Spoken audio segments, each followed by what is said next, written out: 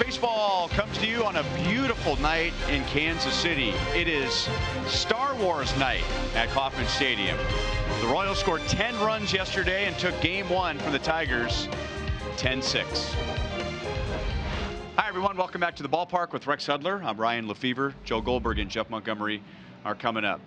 Well, for most of the first month of the season, the Royals struggled offensively.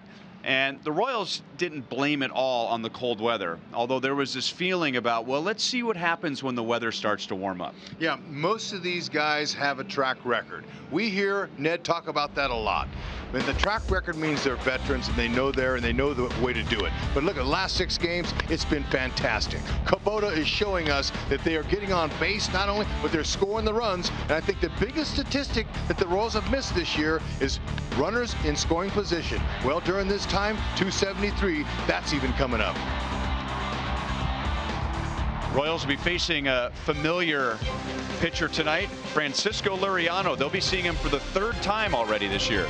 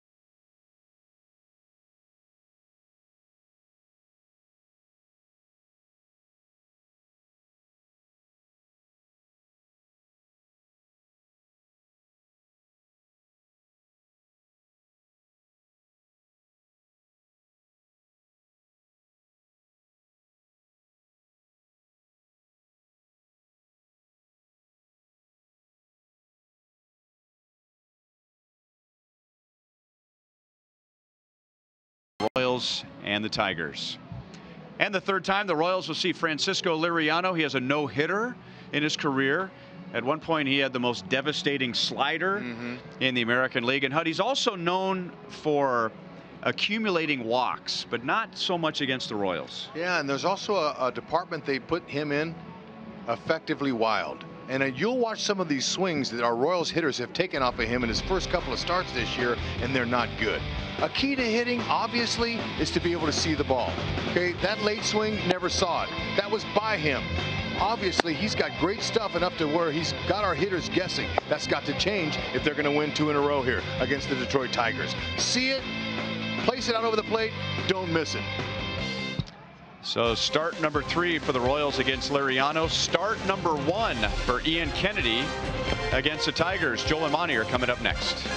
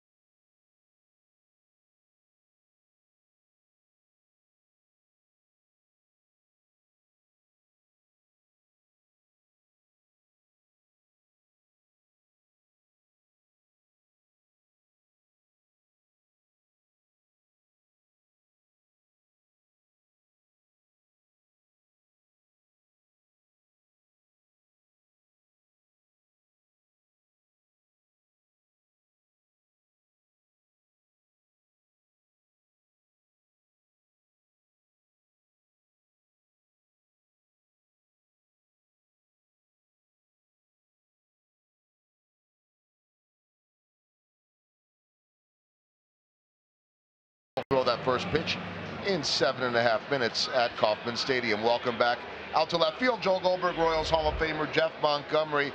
Let's talk a little bit more about Ian, who has not faced the Tigers yet this year. Impressions of him from his last start? Yeah, I thought his last start was a lot better. I think he's looking to kind of build off that start. His first few starts of the season were outstanding. He hit a little bit of a bump in the road. Remember, he left that one game with the line drive off his foot. But if you look at his last start, 5 innings, and to me, Ian Kennedy, the numbers say his changeup's the best, but he always sets that pitch up with his fastball. So we got to keep an eye on the fastball from Ian Kennedy. He'll climb the ladder with it. He'll do a lot of good things with that fastball. Faced the Tigers 3 times last year, 1 bad one here and 2 good ones in Detroit. More coming up from the K.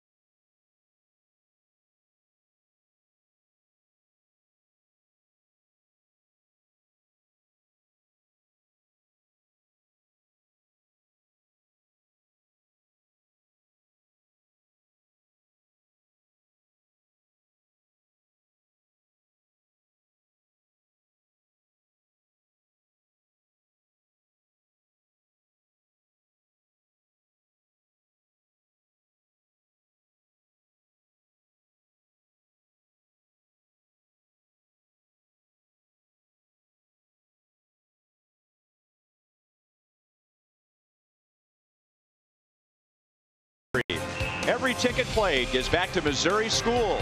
So play it forward with the Missouri Lottery. And by Chevrolet, the most awarded and fastest growing brand the last 4 years overall.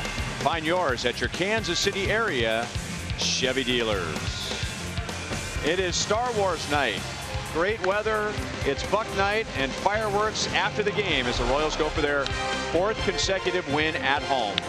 The lineups and the first pitch are coming up next.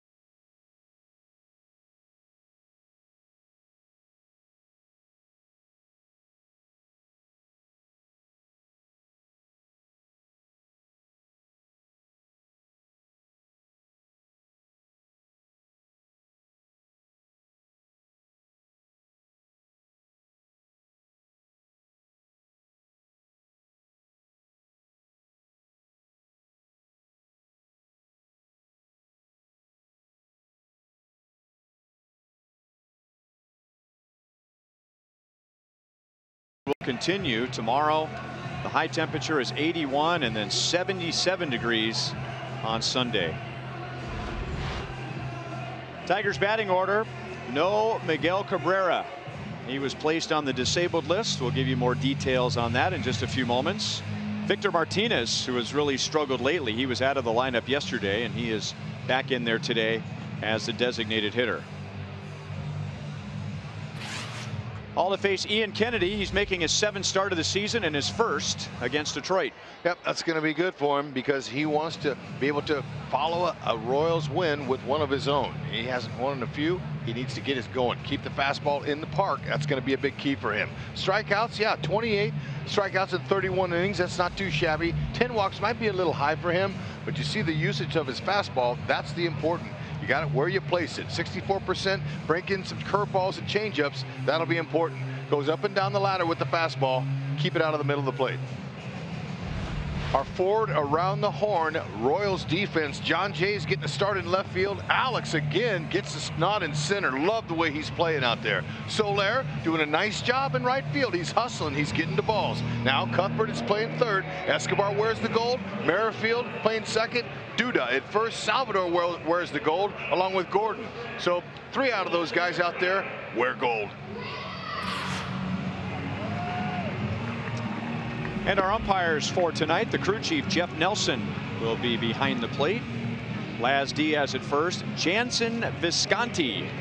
We saw him make his big league debut at Toronto in game 1 of a doubleheader. So he's back filling in for Andy Fletcher. And Manny Gonzalez is the umpire at third. Look at Jackson. He's a big leaguer.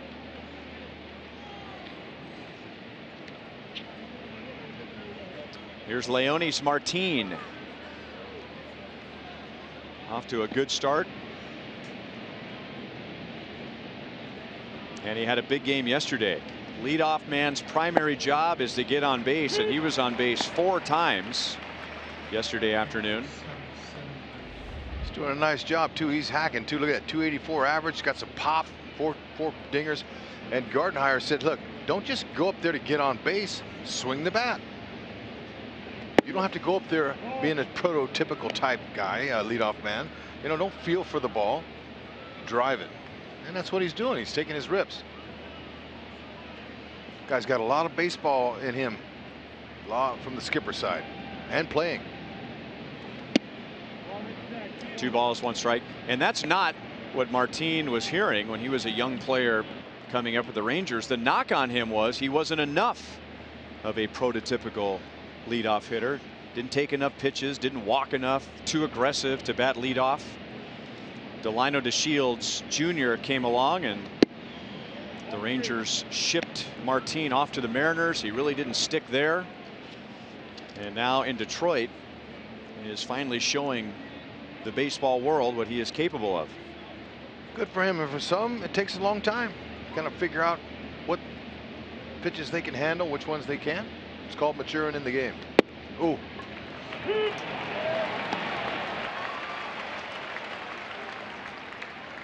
I've said it once, I've said it 1,000 times. There is nothing good that comes from firing your bat before waiting to hear how an umpire calls a pitch. Yep, I agree. You don't even get a participation trophy for hustling down to first base. So if there's a borderline pitch, he better be hacking here. And down he goes.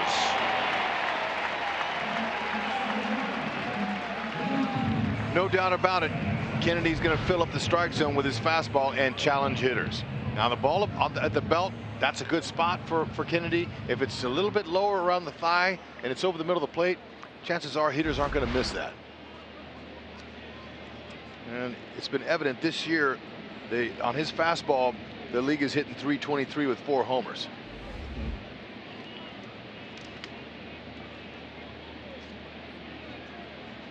Jeimer Candelario drove in 2 runs yesterday. Breaking ball in for a strike.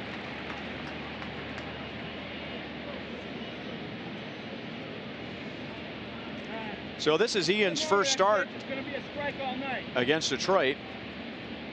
Jeff Nelson is telling the Tiger dugout that it's a strike. In fact, he even said, get used to it. It's going to be a strike all night.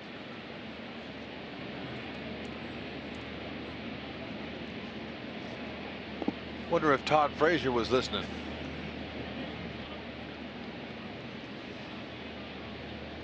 Todd Frazier suggesting he have a meeting with Commissioner Rob Manfred to talk about, what was it, the umpire's role and all the elevated strikeouts this year. Yep, Joel asked me and Monty to give our opinions on that, and you know we did. And basically, look, it is what it is. But to be able to expose yourself and put pressure on yourself by going out and making a statement like that, that's probably not a good idea. Because now, do you think you'll get any borderline pitches? I mean, and that is part of the human element of the game. Right. And we all thought that way at times, but you never really came out and said it. 3 balls, 2 strikes. Candelario goes hobbling out of the box. So Kennedy starts against the Tigers for the first time this year tonight, but it's his 4th start against a team in the Central, and he's off to a good start in the division. He had a tough time last year, to say the least, with a 6.82 ERA. Now we know he wasn't 100% with the groin and hamstring injury, but it's a little concerning when the teams that you see the most are putting up numbers like that. But he's off to a great start against the Central this year. That's right. He needs to continue that. That is a fair ball. Duda slides into foul territory and then underhands to his former college teammate at USC. 2 down. Nicely done. Candelario, he pulled one earlier, got Duda over a little bit. Now he's able to get his uniform dirty, but I like how Kennedy was able to get to the bag in plenty of time to get the out. PFP, pitchers fielding practice. They work on it nearly every day. We used to say they did that every day in spring training. Now the Royals and Ned Yost, he has those guys out there 4 of the 7 days a week working on their infield, 4 or 5 days. It's fresh. It's nice to see. Castellanos takes low, ball 1. He batted 4th yesterday. He bats 3rd today because Miguel Cabrera was placed on the disabled list before tonight's game. He had been out with a biceps issue and had missed 3 games, but he came out yesterday because of a hamstring problem. 2 balls and no strikes. Our University of Kansas Health System injury report update. A strained right hamstring. So Cabrera's got a barking biceps and a barking hamstring. Yeah, that's too bad for the Tigers. He's one of their main bus drivers. 21 RBIs on the season. That leads the team coming into this one. 93 at bats. He's very productive. 9 doubles, 3 homers. He's one of the best hitters in baseball. Castellanos had a big day yesterday. Good location on 3 balls and no strikes. He had 3 hits, a home run, and drove in 2 as the Tigers cleanup man.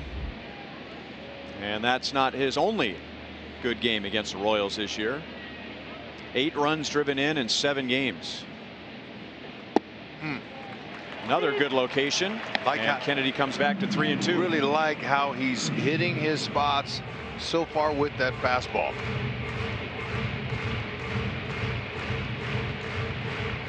Castellanos likes to stay inside of the ball on his swing and hit him to the opposite field. That was his pitch right there. Not a single flag blowing out there tonight. No wind at all. It is calm. Beautiful.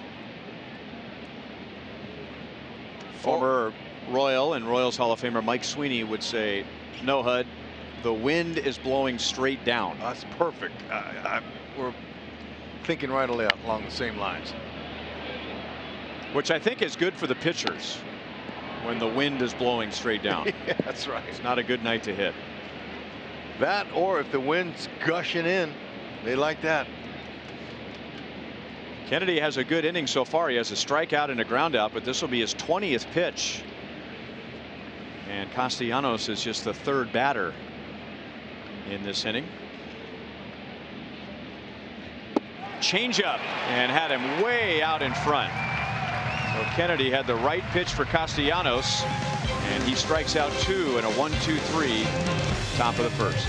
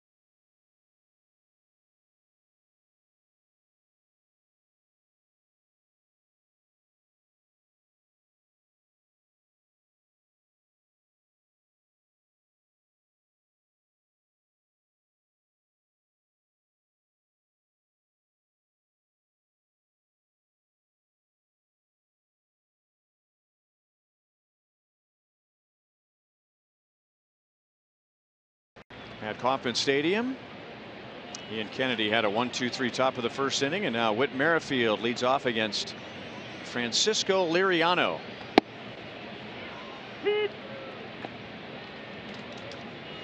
Liriano is making his 6th start and his 3rd already against Merrifield and the Royals. 1 ball, 1 strike.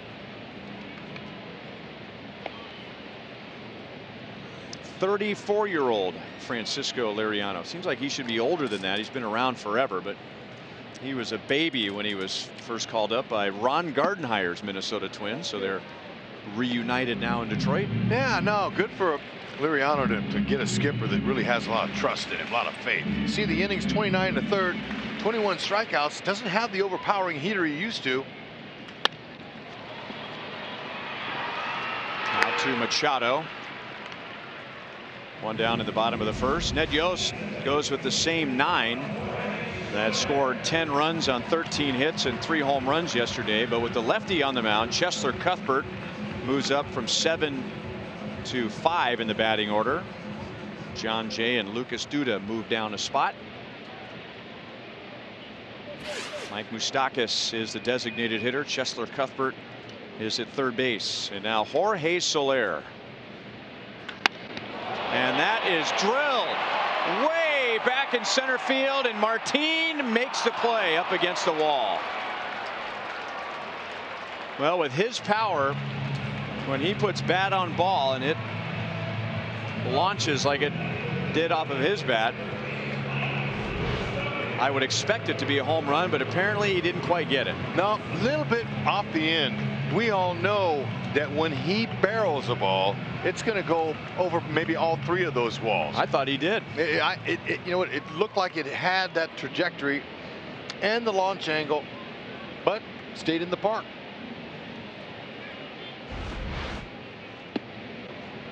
Now sliders in for a strike to Mike Moustakas.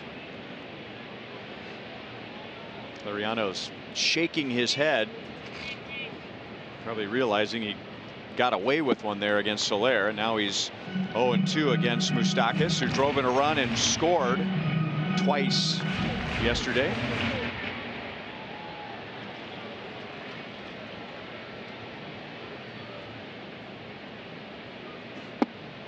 Let's take a look at Liriano's 2018 pitch breakdown, Hud. Yep. So far, he's a mixed guy for sure. He's not as predominantly fastball oriented like a lot of them are. He's going to mix in that changeup more to right-handers than lefties. Oh, nice play. Look at that. And she didn't even need a glove. How about her? Heck yeah. Show some Mom skills. of the year. Oh, that, Joel, that's how you use two hands.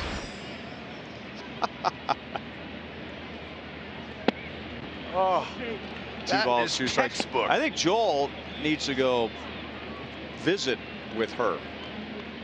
You know, that would be a great assignment for Joel. And it, again, would probably a great report. Like he's used to. Look at Moose going to left field there. Now here's why we're picking on Joel. This was yesterday. Okay. Now we didn't see that in his left hand in his defense, he had his iPad. Okay, so that's going to help him a little. Although you can't get a bigger candy hop. No. That lady caught a line drive. She get another chance.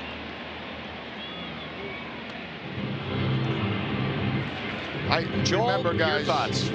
Remember yesterday, I did say it was still worthy of an error. I made the sacrifice, or chose not to sacrifice the iPad. That ball should have been caught with eyes closed in one hand. Yeah. I think Hud analyzed it very well. Great analysis, Hud. Shocker. Alligator arm. That's okay, though, Joel. I appreciate the honesty, but that woman right there, take nothing away from her. Child right there, that child will never forget his mom or her mom making that grab. I'm not sure if it was a little boy or girl she had, but they'll be remembering that.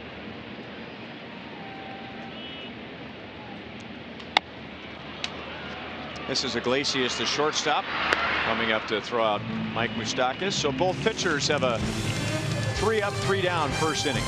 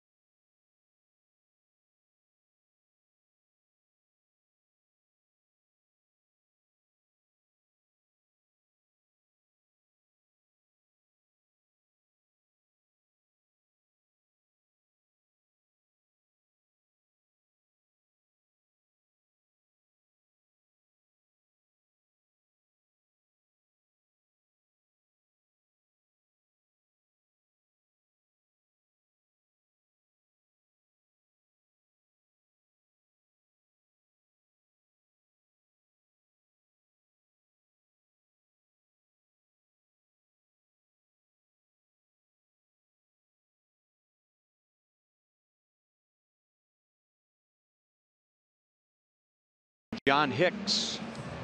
Kennedy struck out 2 in the first and also got a very good defensive play by Lucas Duda over at first base. Victor Martinez digs in with a .222 batting average.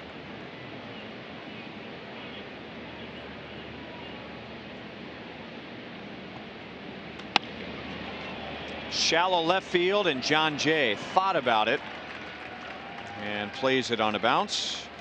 So the Tigers have Martinez on to begin the second inning, and we go back down to Joel. Well, today is a day that Jason Adam, the Blue Valley Northwest product, will never forget. His mom, his dad, his wife, his sister, family members here in the crowd, and he has been at it, guys, a long time. Called up from AAA. Now remember, Jason was drafted in the 5th round of the 2010 draft.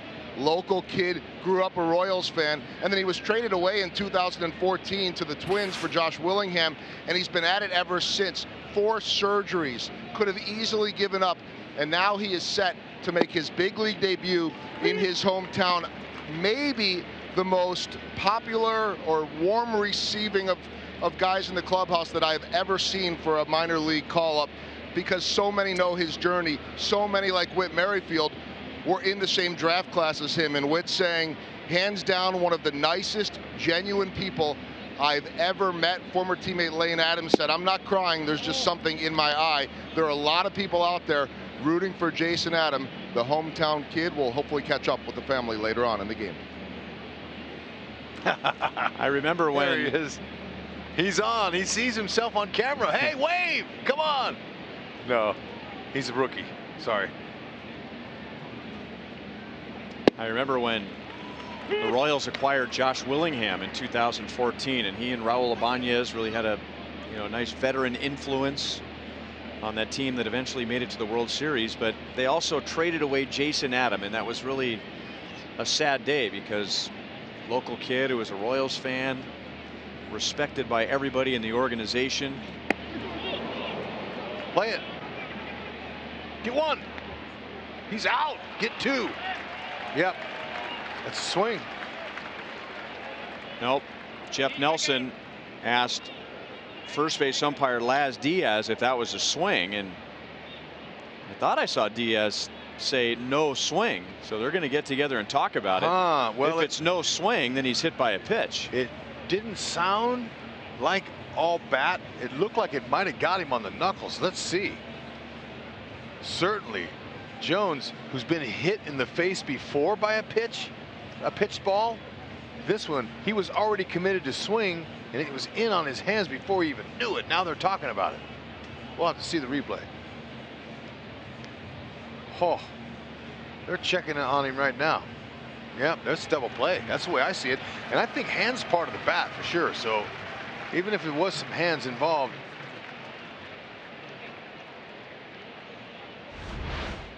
All right, 4-seamer got away from him. Obviously, let's see, he swings. Oh, it hits the knob. Hits the knob of the bat. Yeah, and interesting, I was wondering, Jeff Nelson, after he made the call, went over to Ned Yost. All right, let's listen. Well, I hope that was a bat, because if it was his hand, that's not a good thing. But Jeff Nelson, after he made the call, he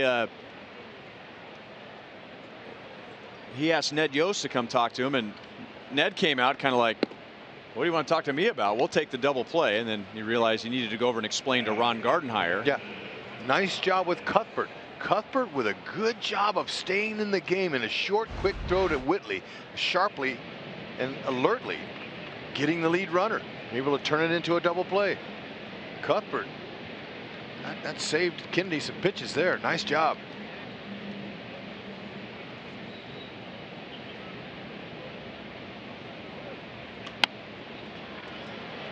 Fouled away by John Hicks. So Hicks is at first base with Miguel Cabrera out, as he was yesterday. Cabrera was the Tigers' designated hitter. Hicks had 2 hits and 2 runs scored yesterday. 1 ball, 1 strike. So it's 5-4-3 on that double play.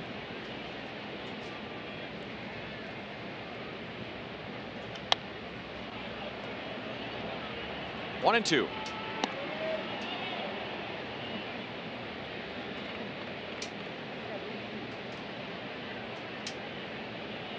You know, the natural reaction for a hitter when the ball hits the knob, and it's happened to me before, is you think it hit your hand, you think you're hit. Kennedy has struck out 3 tonight, and after a long first inning, you only need 9 pitches to get through the second.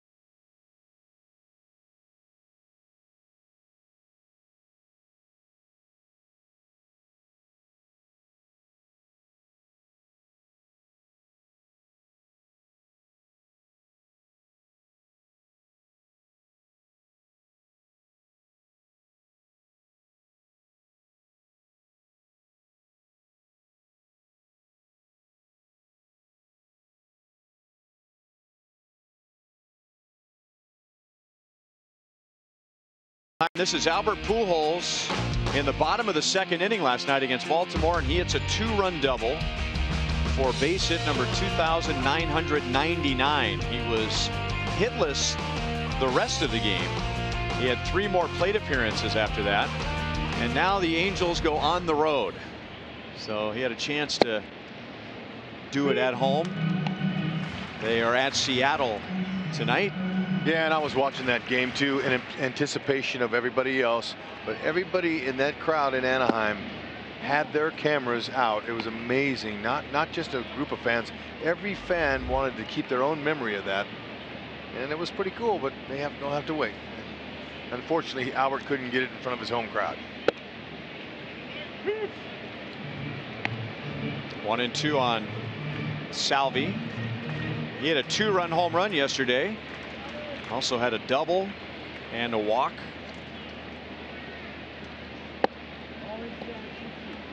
Two balls, 2 strikes. Chesler Cuthbert will be next, and then John Jay. Fastballs in, you show a power hitter, and then you go change ups away. There's the change up away. That's the typical pattern, but you know, if you're a hitter, if you think that pattern, and Salvi being a catcher certainly knows the pattern. Yeah, he didn't even flinch on that pitch. Right, but so you wait for the mistake. You wait for it. He's not perfect. That's in. Good pitch. And Salvi walked again. Wow.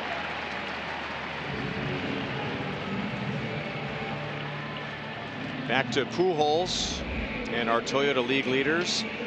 We'll still call Ichiro Suzuki active, even though he'll be joining the Mariners front office here. But for players that started this year as active Major League players, Albert Pujols is 3rd. So Miguel Cabrera will be next at 3,000. Robinson Cano moving up on the list.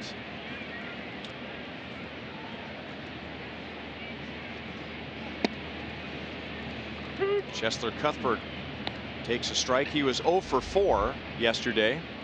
You know, you see all those hitters close to 3,000. That's a great mark in the game. That's usually a Hall of Fame status, but a lot more closer to 3,000 than there are pitchers to 300 wins.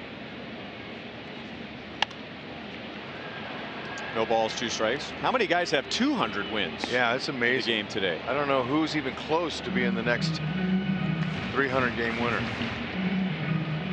I mean, I think with the way bullpens have taken over the game lately, it's going to be hard to get 200 wins. I agree. For a starter.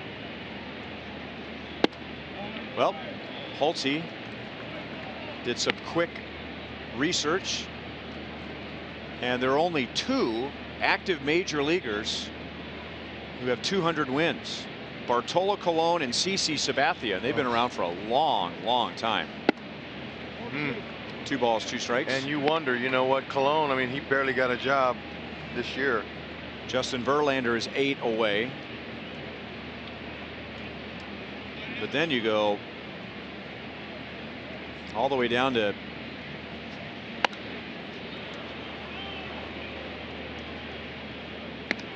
$175 wins, 164, 161. Yeah, I don't know if we're going to ever see a 300 game winner again. I think we're going to see a lot of 300 saves, guys. Yep, I agree with that. But one of the most memorable games that I ever got to play in was to sit on the bench for the Yankees when Phil Niekro got his 300th win. That was very memorable. It was up in Toronto, and his brother Joe Niekro was in the bullpen. So Billy Martin had Joe come out and visit his brother During the game? During the game. And didn't he famously not throw 1 knuckleball that whole game? That's a good point. He didn't throw 1 knuckleball, and that's what he was known for. Right. And he said he's going to win his 300th game, sinker slider. Yep. Very impressive. Wonderful human being. Cuthbert snapped his bat. Candelario gets it to second. Little hesitation on that double play. So no double play with Cuthbert on with 1 out. You know, that's the 2nd night in a row now. Machado's had a hard time turning 2. So last night he hesitated. This one here was way too much carry on the ball. That's by the time you catch it and then you carry it all the way down. That got Cuthbert in there safe at first. I tell you, major leaguers, when they turn to double play, make it look so easy and it's so smooth. It looks routine, but all it takes is 1 slight hesitation. It takes the complete rhythm out of the play. Yeah. And of course, you take the sliding runner out of the play where they're not coming after you anymore. It should be a no-brainer. John Jay takes a strike. John has hit in 4 straight, and he's hitting .438 in those 4 games.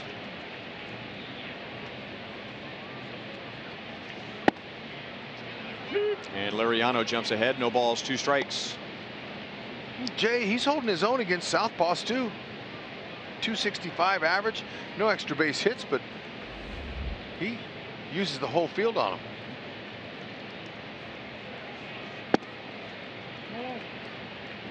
One and 2.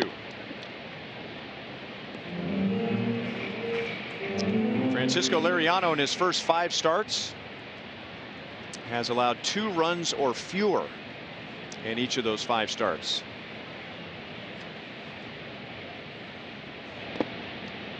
Two and 2.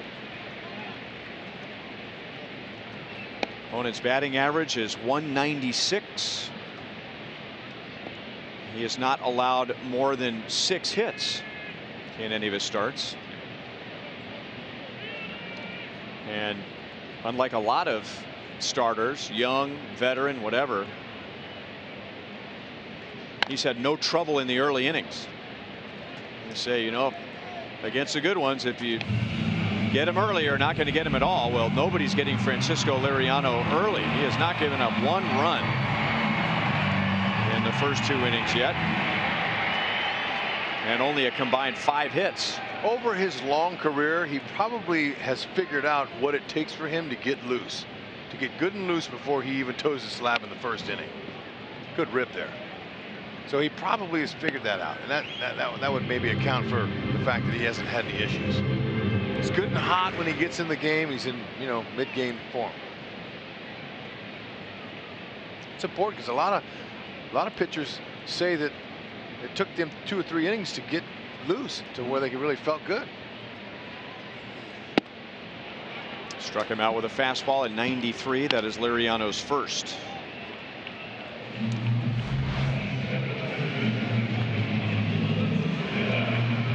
Just out of the hitting zone. Good location.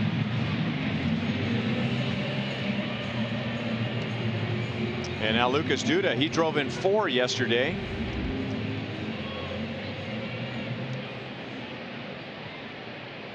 His first 4 RBI game since 2015.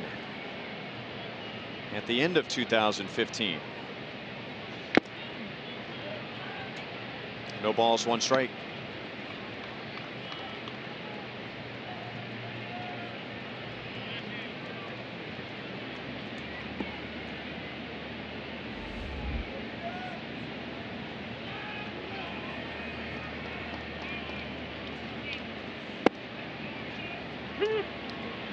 Oh, and 2.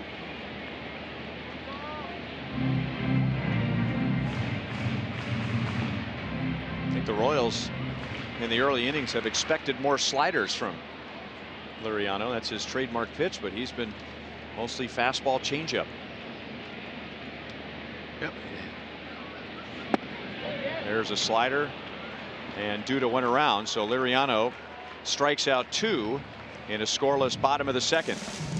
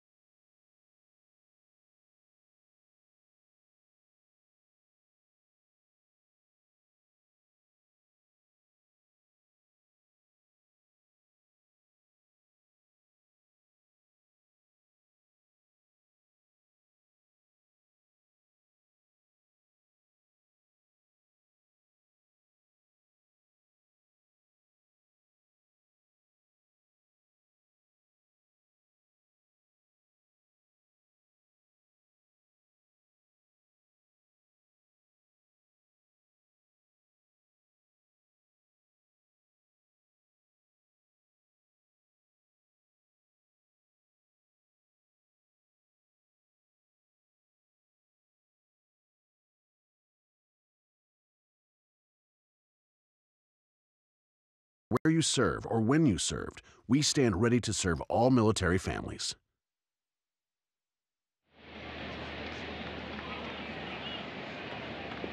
No score as we go to the top of the 3rd inning. And speaking about those who have served, Laz Diaz, a member of the United States Marine Corps. So we thank him for his service, both for the Corps and as an umpire. That's right. Good guy, too.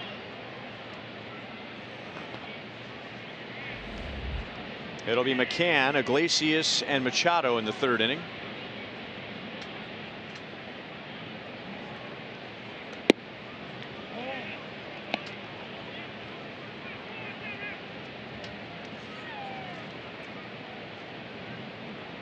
McCann drove in one of the Tigers' runs yesterday. He also struck out 3 times. But his game, his strength right now is not standing at the plate. It's crouched behind the plate. 2-1. But you know what? He still hasn't reached his ceiling as an offensive player. He's been really good so far, at least last 14 games. He's been consistent, hitting .327, 3 homers, 8 ribbies. He scored some runs. He's a good athlete, big, strong kid, and he has a nice upside to him. If he can get some at bats and get confident, get more reps behind the plate, he could hit 15 to 20 homers. He's got that kind of build. Stands straight up, upright. He's getting better knowledge in the strike zone. Talking with Lloyd McClendon, their hitting coach, about him, he says, man, this guy is exactly what you want in a catcher. strong, durable, great arm, and good aptitude.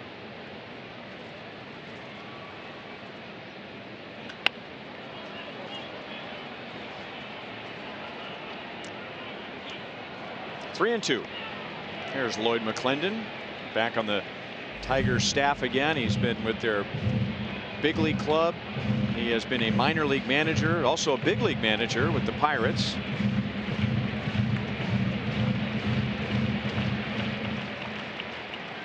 He teaches through the ball. Middle part of the field. That ball's going to stay in. One down in the third inning. Just like we promised, it's time for the Miller Time pull-through moment.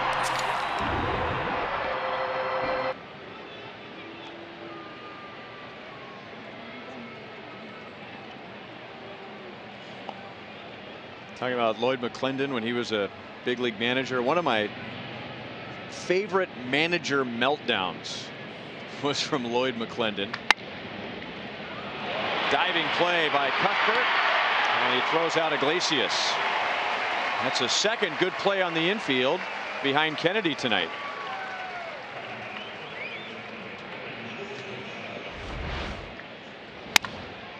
Shortstop Escobar is not a bit upset that Cuthbert cut that off. Shortstops will tell you anything you can get, you get. It makes it a much tougher play for me. I got to get that play in the hole. So Cuthbert showing his range. He took 3 or 4 steps before he left his feet. He's got good range. Anyway, just to finish the thought, it was 2001. Lloyd McClendon was upset about a call at first base, and remember, he pulled first base out of the ground and then walked away with it and fired it into the Pirates dugout. Yes, he's got a little old school in him, although if you're a hitting coach in today's modern game, you have to have some sabermetrics in you. And he does. He said he's not a big fan of the launch angle, though. And I'll just show you. I mean, you know, we just left Boston. Their hitting coaches are all about launch angles. And so Lloyd's like, you know what? I like to tell our guys, stay through the ball. And if you have a nice level swing and you meet the ball where you're supposed to meet it, back underside, you're going to get hit speed and launch angle with the ball out of the park. Jammed him. Good pitch. Soler comes up in right field. And a good start for Kennedy. He has faced the minimum and allowed only 1 hit in his first 3 innings.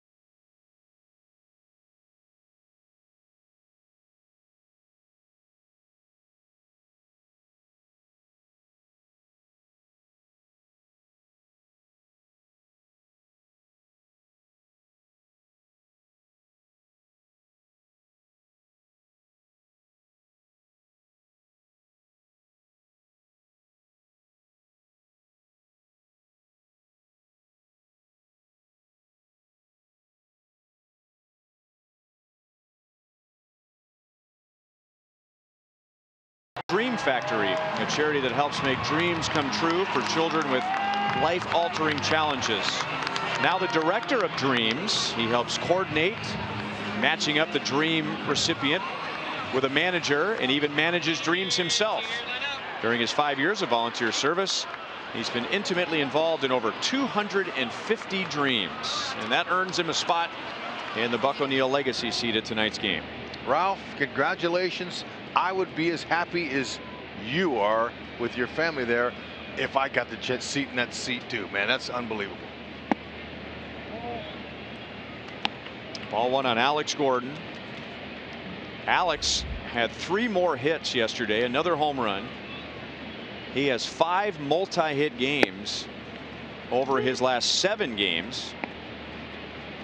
And since coming back from the disabled list, he is hitting .372. You know, simple adjustments he's making.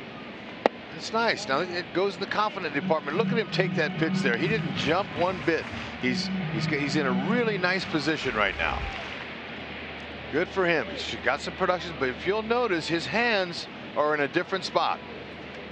Okay, he's pushed his hands away from his body. The last couple of seasons, we saw him bound up inside. You know, he had his hands real close to his chest, and all he would do was rotate the top half of his body. He was having a hard time. Liriano made a good pitch. And Alex grounds out to short. Excuse me, Ryan. But just when, now watch him. See on the left here? On the left side, that's 17. Look at his hands a little bit closer to his body. And he's crouched more. Okay, he's slightly open. Here, he's standing upright. His hands are away from his body, about 4 inches difference. And he's able to use the whole field. What that does is clears his hands, and it gives him a nice, smooth path through the ball. He's able to hit the ball to left field and center field, and occasionally go deep. Look at that. Beautiful. Simple adjustments that can be tough mentally to make. Escobar drops one just inside the right field line, and now it spins away from Castellanos, but he recovers quickly. So Escobar is on with 1 out in the 3rd inning. That's the Royals' first hit tonight. Changeup, you can see now Escobar reads it just enough and able to keep his head on the ball. Okay, nicely done. That he just went with the pitch. He didn't try to pull it. That's what you do when you see a changeup 2 inches off the outside part of the plate. And now Witt, he grounded out to second in the 1st inning. You know, Hud, last half inning, you're talking about Lloyd McClendon and how he says to hit through the ball. And when you were analyzing Alex's swing, that base hit to center field in Boston earlier in the year, he was rotating his shoulders. This pitch right here, he was grounding out to the second baseman. There's a good example of hitting through the ball. Exactly. Nice analysis, Rhino. And kept his shoulder in, everything's in, he's through the ball, and he's not trying to do too much. Candelario to second one, and this time the Tigers do turn a double play. 5-4-3. We played 3, and there's no score.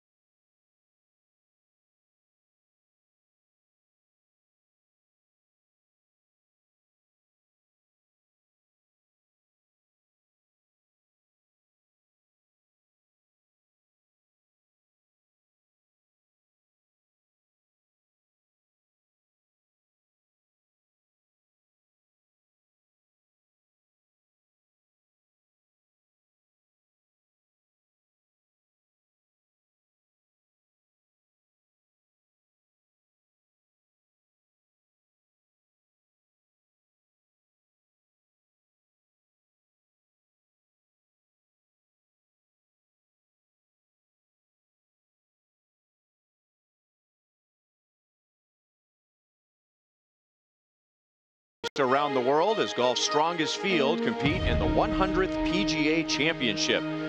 Limited tickets remain for Monday's opening day through Thursday's opening round. This is a once-in-a-lifetime opportunity to see major golf's strongest field. Visit PGAchampionship.com for full information.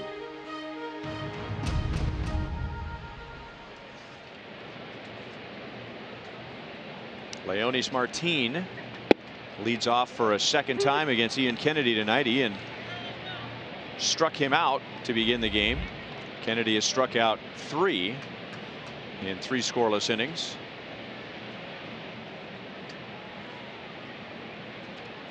It was 4-2 Royals at the end of 3 yesterday. The Royals had 4 different leads of 2 runs or more. 2-0, 4-2, 5-3, 7-5. The Tigers just would not go away, and then finally the Royals pulled away late with a 3-run 6th inning. Well hit to the opposite field, but John Jay is right there, and Martin is 0 for 2. The Royals are excited to offer a special discount courtesy of Price Chopper. It gives fans 20% off tickets when they purchase through the MLB Ballpark app. Simply download the app and the discounted price will be listed with your selected game date. Fans can enjoy the special offer for the rest of the season only on MLB Ballpark app. You know, just watching, I was listening to your outstanding reading skills about Price Chopper. They were showing John Jay, and he was looking at Escobar, and he pointed to the sky, and they're reminding each other that if the ball gets lost in the twilight here, I got you. I'm coming after you. So that's what's good. Being able to cooperate and look at each other and say, and they're reading their minds, knowing that those fly balls sometimes can turn into rallies if you can't make the catch. And the new lights have been great. I mean, they really make the green pop, and they're brighter, so it's more of a challenge compared to the old school halogen lights. Won't be long, HUD will say, remember those old halogen lights they used to use? They take about 15 minutes to warm up. That's right. And now it's like a light switch in your house. You turn them on and pop, there they are. Yeah, and whenever they would go out in the middle of a game, you would say, oh no, it's going to take them at least 15 to 20 minutes to heat back up again. And that went the same in the minor leagues as well.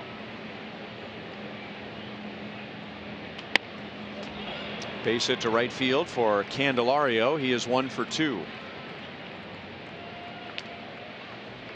Okay, now he knew it was coming. 3-0 count, 3-1, 3-2. He's getting fastballs. There it is. Mo Lottery replay. Middle center cut. Good thing Candelario didn't do more with that. Jammed himself, really. And how you jam yourself is you take a little longer swing than you would normally. Shorter, compact swing, that's how you barrel it. He knows how to barrel it. Ian Kennedy threw a great changeup to Castellanos and struck him out in the first inning.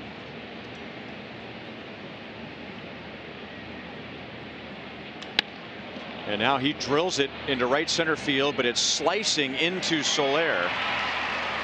2 down.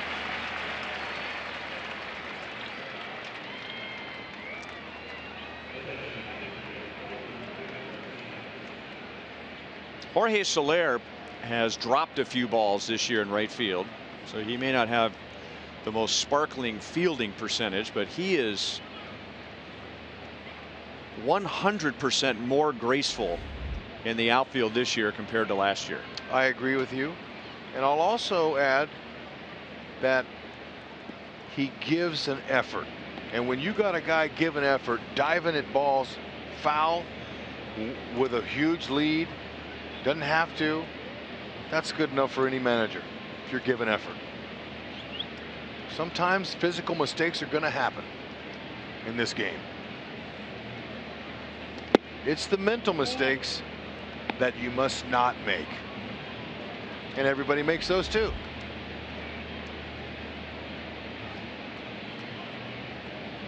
Except at this level, everyone in the ballpark sees it, and the thousands watch it on television.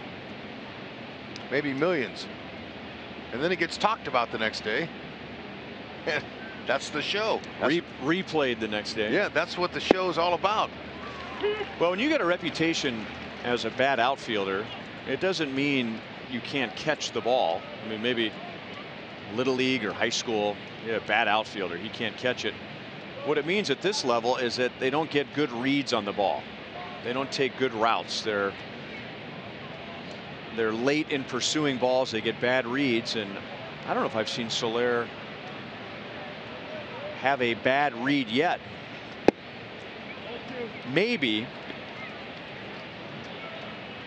the last time Ian Kennedy pitched was Sunday against Chicago, and remember, Sunday against Chicago, remember, he was in the right field corner and he was there, but I think he thought he was closer to the wall than he was, and it was windy. Remember, the ball dropped over his head in between his back and the wall, and 2 runs scored. But I mean, I'm talking about coming in for a ball that he needed to go back for, or going back on a ball that he should have charged on. Yeah, and keep in mind, he's a young outfielder and he's learning, and those are the physical mistakes that I'm talking about. Those are going to happen, and he's going to get better and better with time and experience. Rusty Kuntz is no longer the first base outfield instructor here at this level every night, but he's still around, and Mitch Myers does a nice job working with these guys now every day. That's a swing, and it's 3-2 on Martinez. Okay, the location there on Victor is pitching to the defense they're playing in. Those outside fastballs are not. He's going to go to left field like he did his first at bat. But those off-speed pitches in, they have him played on the ground for that particular pitch. Victor's been hitting away from the shift a lot this year. He had that in spring training. Now you see Salvi pointing that to first. Means he's going to hit it there. And he got it through the shift. Candelario is running, so he'll get to third base standing up.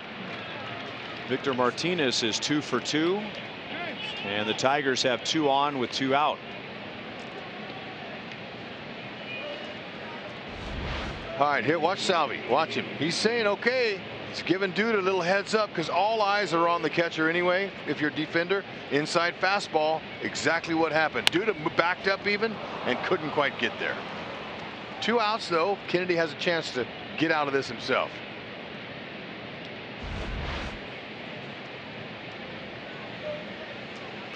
Martinez already has more hits tonight than he did the entire last series with the Royals, when he went 1 for 15. And now Jones, who grounded into a bizarre double play his last time up.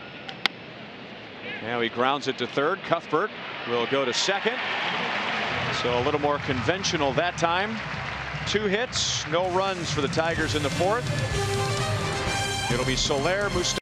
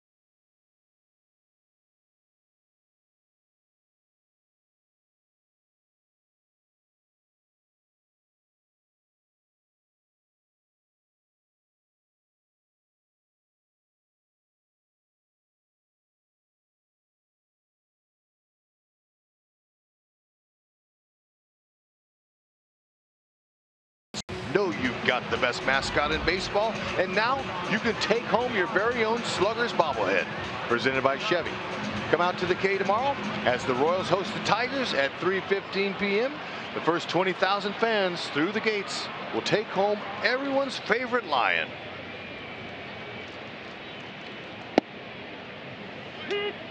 Jorge Soler put a good swing on a Liriano pitch in the first inning. I thought it was gone, but he flied out up against the wall in center field. And now Liriano had him out in front. No balls, 2 strikes. Arcia drive to success. Maybe this is why I thought it was gone. Look at what Soler has done against lefties this year. Those are major league ranks. Wow. Liriano gets him on 3 pitches. We were just talking about this the other day, Hud. For me, if you have a right-hand batter and a power right-hand batter, not a slashing type guy, a power right-hand bat that's good against lefties, to me, he uses the center of the field and the opposite field. Because if he's just a, grip it, rip it, a pull hitter, he's gonna have a bad time against a good left-hand pitcher. Because most good left-handed pitchers at this level all have an established changeup, and that's the equalizer to keep that righty off balance. They're not just going to throw heaters to right-handers or sliders and breaking balls because they come into the hitter, which is a little bit easier, but got to have a changeup.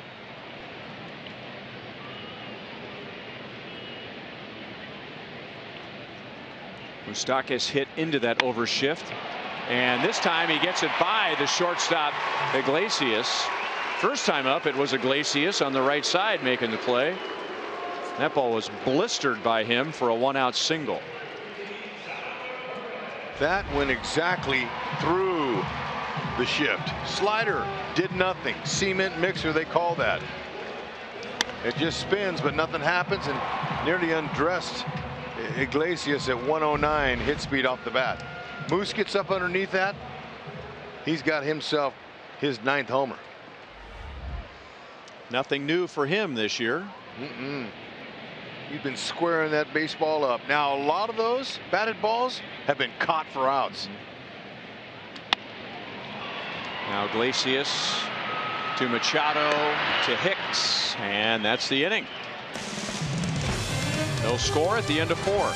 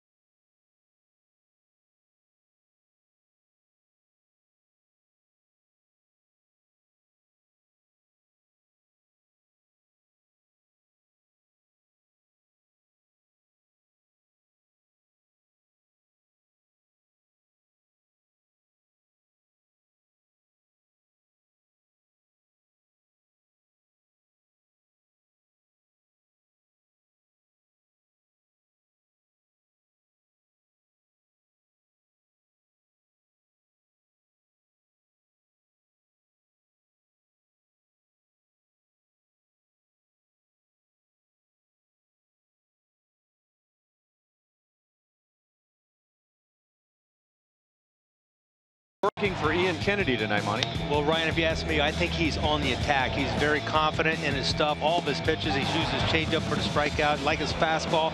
Really nice break there when you get a nubber that goes for a double play. Batter still in the batter's box, so really nice start so far for Ian Kennedy. Pizza Ranch will show us his pitching line. No runs, 3 hits in 4 innings. And he has struck out 3. And looking at some early numbers for him, and I wonder if this speaks to your point about being on the attack. In his first 2 starts, opponents were hitting 115 against his fastball. In his last 4 before tonight, 462. That was a big jump. Yeah, I thought his last start he really kind of got back on track. And when you have the confidence in the fastball, regardless of who you are, it's an important pitch for you. But Ian Kennedy lives on that fastball, and he's a guy that can throw it to all quadrants of that strike zone. So when he's on this fastball, he's usually on, and it makes his other pitches that much better. But if you're not locating that heater, watch out.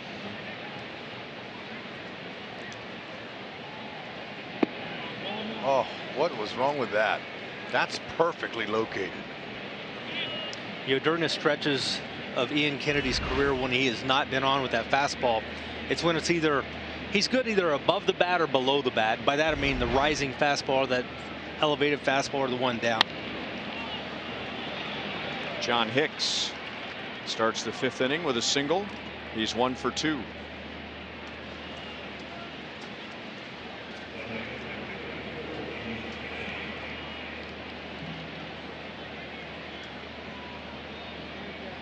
You know, Monty, you mentioned the riser. Okay, I got in trouble with the professor that said it's impossible for a ball to rise when it's thrown from 60 feet 6 inches. And I said, well, you know what? Maybe you're right, Professor, but I can tell you, I don't know how many times you stood in the box, Professor, and saw that ball. It appears to the hitter it rises, Monty. Well, you're right. It really probably does not rise, but it looks like it rises because it's almost as though he pushes that ball. He's not a real tall guy anyway, but he elevates the ball is what I'm saying. No, you're exactly right. And you can talk to hitters that have faced him before that they'll say it looks like he throws a riser. Well, if it did rise, I mean, let's think logically about it. Ian Kennedy is 6 foot tall. He's releasing the ball at least level with the top of his head, maybe a few inches above. So that pitch is not coming in at 6'3", because if it was, it wouldn't be a strike. But I think for the hitter,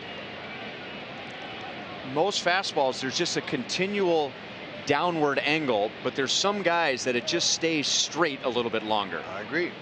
Now you go to the women's softball and they throw that riser from underhand right here, or men's softball too, underhand, and it rises. It's a riser, and they've had exhibitions where they would go out and pitch to major league hitters, and the major league hitters could not touch the riser, the softball. But that really is rising because they're throwing from down around their knee. Right. Yeah, that's just the difference. Plus, they're not on a 10-inch mound. The mound's 10 inches high, so if you take Ian Kennedy, he's 6'10" to start with whenever he starts. So there you go. Yeah. So it's not possible. So physically, but for guys like you who've been in the batter's box, there are guys that fastball, for lack of a better word, gives the illusion that it's rising.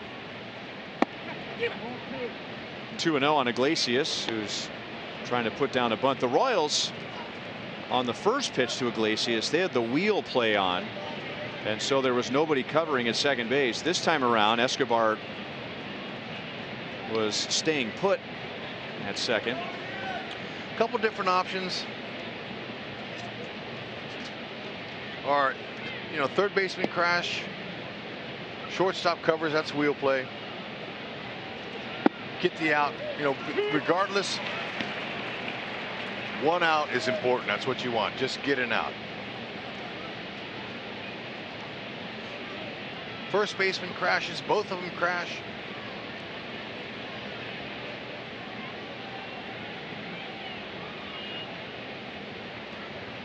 Back to bunting, and it's foul. 2 balls, 2 strikes. That looked like more of a base hit attempt than it was a sacrifice. It's kind of interesting as a pitcher. You see the guy square around the first 2 pitches of the at-bat, appearing to be wanting to put down a sacrifice bunt, and then he takes the bunt off, and your mindset is, I got to throw a strike here, so I'm 2-0 on the batter, and it's really plays into the hitter's advantage, especially if you assume that he's going to try to put it bunt down, and you just throw a cookie in there. Even an Iglesias can jump ship on you, leave the yard. I'm a little surprised at that count he tried that. Yeah, you're right. That's why sometimes in a bunt situation, if the bunt's not on, you fake like it's on, so it gives them the illusion. Then you're looking dead red. You're going to turn on them. You're going to try to trick them. You're going to get a fastball.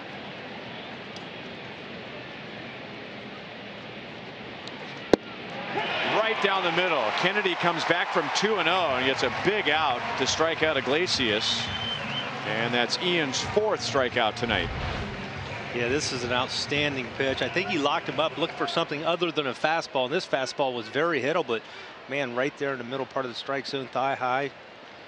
Good effort. He's got to go. He went.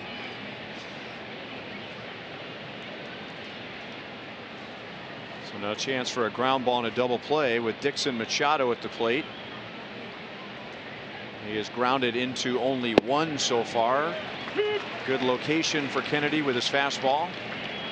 Machado flied out to right field in the 3rd inning.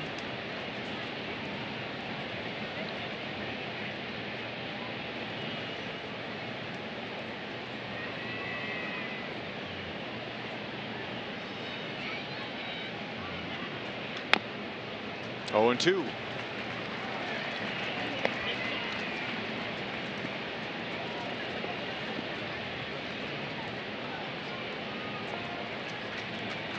Tigers have 5 hits, all singles. Kennedy's pitched well with men on base tonight. The White Sox were just 1 for 7 with runners in scoring position against Kennedy on Sunday. 1-2 on Machado. Bonnie, we had a chance to talk to Kirk Gibson, the famous Kirk Gibson. He's the color commentator for the Detroit Tigers here at the K. And he was telling me about Kennedy when he managed Kennedy with the Arizona Diamondbacks. He didn't throw many changeups. He goes, is he throwing a lot? I said, well, 12% changeups so far this year. He said, well, man, he was mainly fastball, breaking ball then. And this changeup is the pitch. Keep in mind that last year, because of his injury, he couldn't use. So that was one of the reasons why he struggled so much last year trying to pitch through that injury. And that changeup is a byproduct of a good fastball normally, because it's all arm speed. And then when you have the good changeup, it actually benefits your fastball, because now they got to look for this, the 78 to 80 mile-an-hour pitch as well as a 90+. Monty, I saw you sitting down with him. I understand you had a nice conversation with him that's going to be aired in the pregame show on Sunday. Yeah, we'll have it on the pregame Sunday. And Gibby, right. During the interview, I told him, I said, Gibby, you were one of the most intense players I ever played with. And playing against him, he was intense, but as a teammate, you walk a straight line when that guy's on your team. He makes you play the game hard. He makes you play the game right. Good example for the others. Absolutely. I can't wait to watch. Hooking into the left field corner and foul. But too, Monty, he was the heaviest footed runner I ever heard as a second baseman trying to turn a double play. Of course, in our day, they came in at you, try to break your leg or break up a double play anyway. And I could hear him coming. And when his feet were so heavy that you could hear him 10 feet away, but you would hear him too. Shh, shh, shh, shh. He was everything. He was so much. He's like a tank coming. Well, we had 2 guys on that team that when they would hit a triple, was like a herd of buffalo, because you could hear them all the way. Bo Jackson and Kirk Gibson, when those guys would run, they could pick them up and put them down for sure. Yep. 2 of the best calls in broadcast history on his home run in 1988 against Dennis Eckersley. Jack Buck, I don't believe what I just saw. And Vin Scully talking about the Dodgers, who somehow made it to the playoffs. In a year that has been so improbable, the impossible has happened. Beautiful. How come you never think of anything like that, Hud? Rhino, come on, man.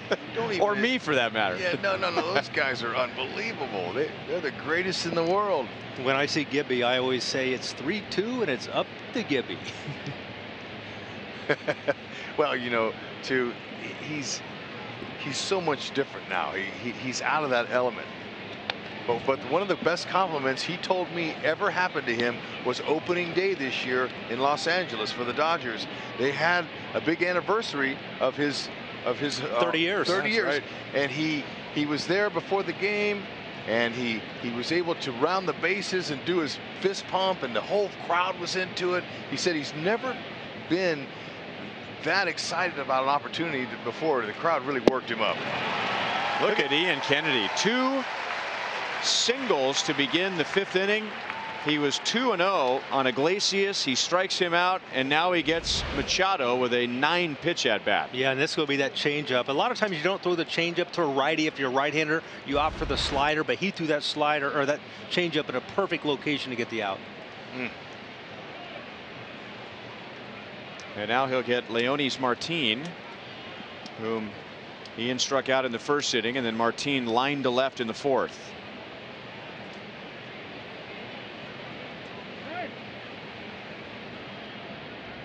This is what you call a pitcher helping himself.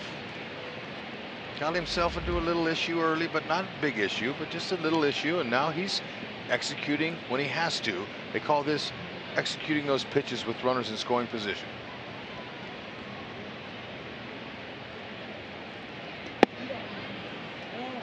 Just to finish the thought on Gibson, for those who are not familiar with 1988, he was the MVP in the National League that year for the Dodgers, but he had 2 bad knees.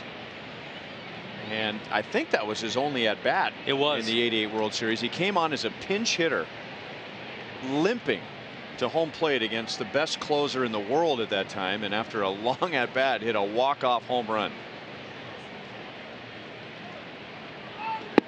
1 ball, 1 strike.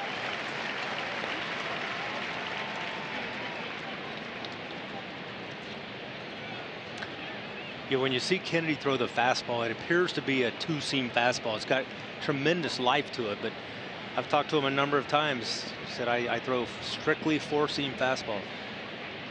Look at how he holds that changeup grip right there where the hitter can see it. Starts with that grip just so he doesn't have to wiggle in the glove and give that away. Missed with the changeup. Hitters will detect any movement in the glove whatsoever. That tells the hitter the pitcher's changing the grip.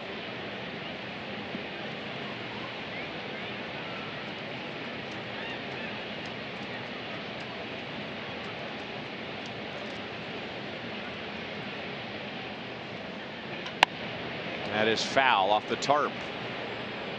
2-2. I think he's got him where he wants him now. He threw a lot of different pitches in this situation. What would you go with? He's really confident in that changeup. It's been a great pitch for him all year long. It wouldn't surprise me if he goes with the changeup, but I would go with my slider because that's a pitch I would have most confidence again, down and in.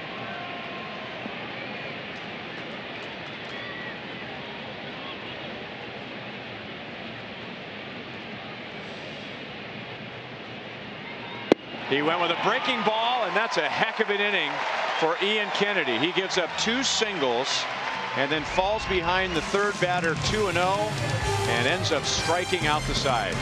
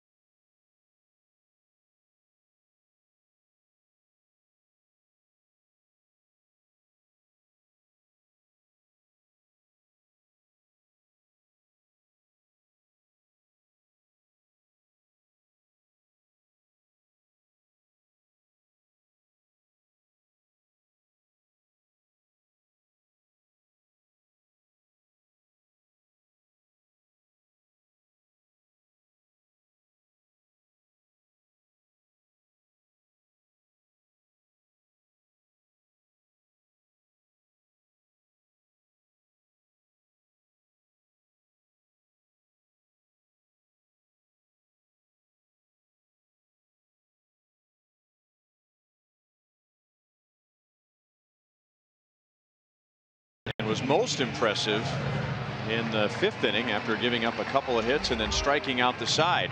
Now the Royals, over their last 6 games, they've been averaging over 6 runs per game, and that's music to Kennedy's ears. In his last 17 starts going back to last year, he has had just 27 runs of support. That's an average of fewer than 3 per start. That is the worst in the major leagues. So he's due for a night of some big run support. The Royals have no runs, 2 hits so far against Liriano, and he's 0-2 against Cuthbert. Cruising. I mean, here it is, bottom of the 5th inning. Royals just 2nd time through still. Cuthbert faced him 1 time. Hit a ground ball to the 3rd baseman. So let's see if they can get something together on him and help Kennedy out.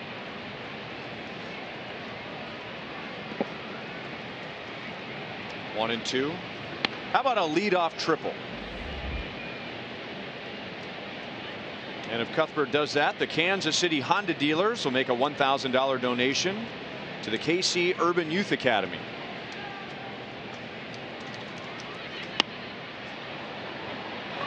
Shallow right. Castellanos is there. 1 down. Got a little extra manpower with Monty in the booth for our sprint trivia question. What pitcher has faced the Royals a record 7 starts in 1 season?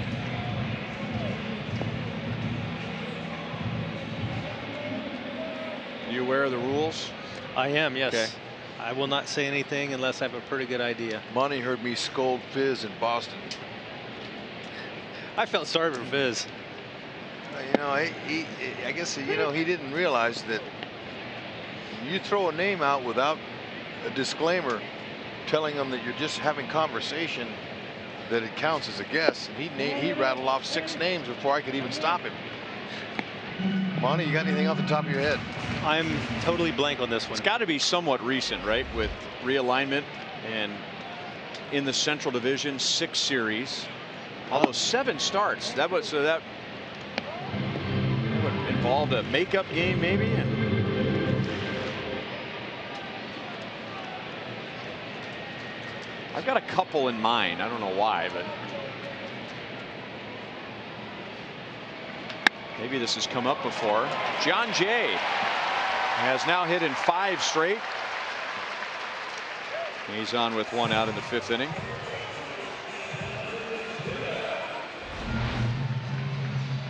There's a heater. That's exactly what a hitter's looking for. Jay was too. Right down the middle. Hit it back where it came from. Biggest hole in the diamond. You get it by the pitcher. Oh, wait a minute. All right, let's think of somebody who was traded from one Central team to another in the same season. That's how you could get 7 starts. So you have more than 6 series.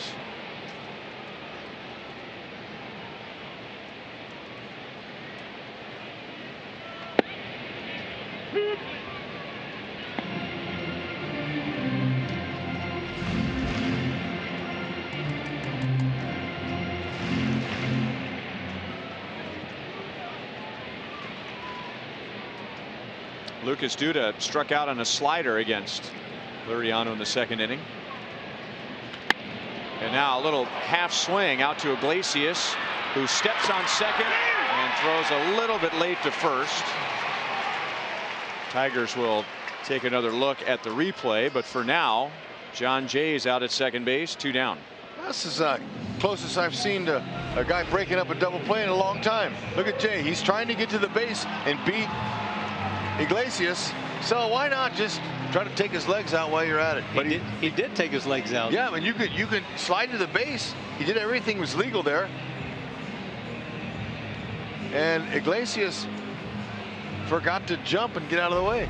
Ron Gardenhire may be challenging the slide, not the play over at first base. I saw him point to second base before he asked Jeff Nelson to take another look at this. That's what it's about. Look at Jay playing some old school right there. That's, man, there's nothing wrong with that back in the day. That was pretty mild back in the day, really. But see, the shortstop would have jumped. But see, Iglesias is new school and not used to any contact there, so he didn't jump and get out of the way. I'm afraid he might have got 2 outs on that play. Yeah, they might just call that automatic double play.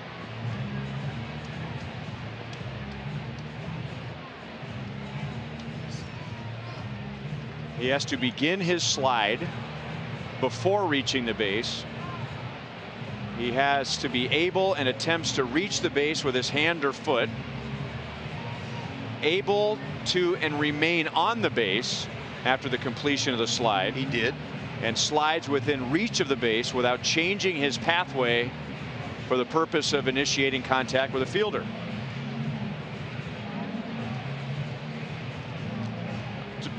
To me, he checks off all 4. I think so too. Look at Mitch Meyer, he's shaking his head over there. Now he's on the base there. He's able to stay on the base. All right, here we go. How are they going to rule on that left leg?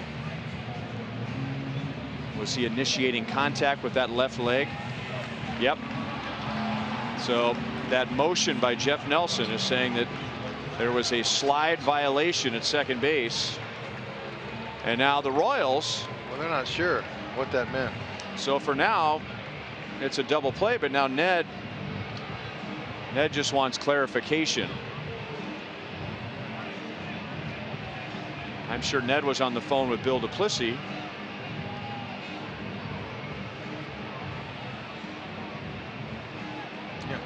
Yeah, Ned's saying, well, what was the motion that you made? All right, hitting over. Out and out. Yeah. All right.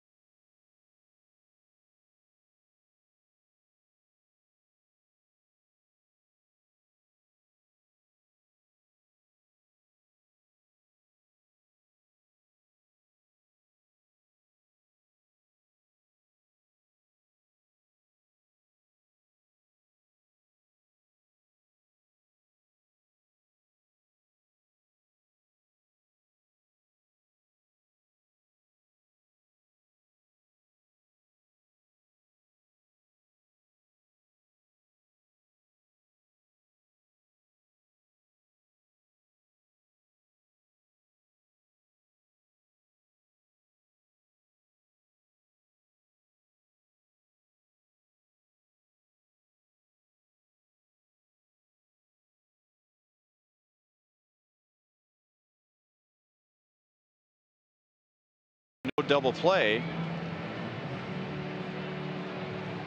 Did John Jay impact Jose Iglesias' ability to make a play?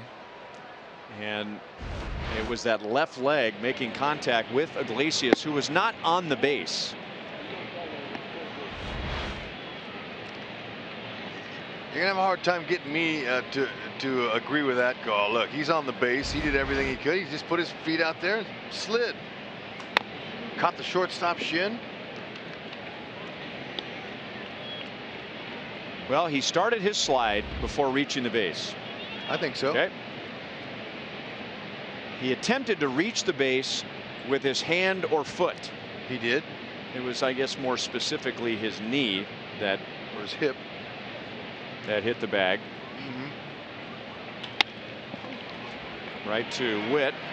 Candelario is 1 for 3. Number 3,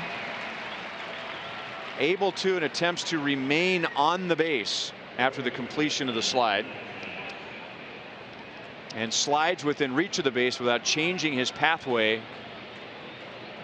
for for the purpose of initiating contact with a fielder. So maybe, and I think most likely, they felt like that left leg was designed to initiate contact with the fielder. Now, I think if Iglesias was still on the bag and you had that contact, well, that's his bag, because John Jay has the right to slide into second base, but Iglesias had taken a step to the third base side of third, and John Jay looked like he was initiating contact. And there you have it. Thank you. Well done. How do you feel about that, Hud? Don't ask me that, because you know we have our Fox meetings every year out in LA, and they talk about the rule changes. And several years ago, when they were bringing in replay, they were explaining to all the broadcasters about, you know, that replay, and it's going to take us a few years to figure some things out. And by the way, we're going to eliminate any collisions at home plate. And my former manager, who's now high up in the commissioner's office, Joe Torre, was there, and I saw Joe afterwards, and I said, Joe, really? The game is getting soft. Next thing you know, you're going to be taking the double play out, or breaking up the double play at second base. And he goes, Hud, you couldn't have played in today's game. And I said, no, you're right. I'm going to look to get a piece of somebody. And that's just the way the game was back then. Joe Torre was the same way. He played the same way. But now they want to protect the players, and that's okay. That's just part of the rule change. I love Joe.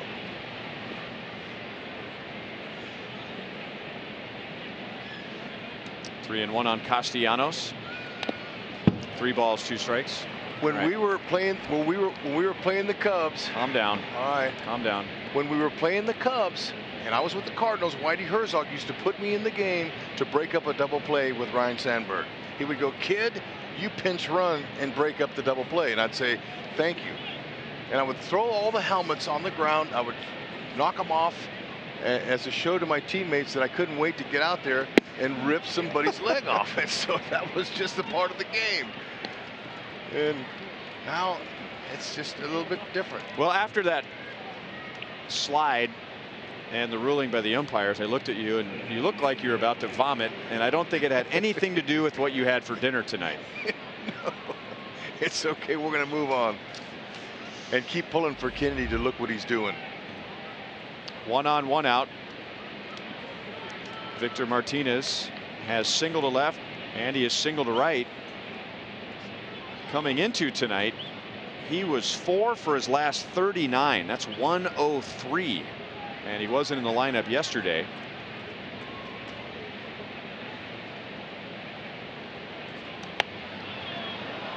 No balls, 1 strike. Kennedy retired 8 of the first 9. 9 of the first 10. He got around 2 singles in the 4th inning, and then in the 5th, the Tigers had 2 on, nobody out, and he was 2-0 against the 3rd hitter, Iglesias. He came back and struck him out.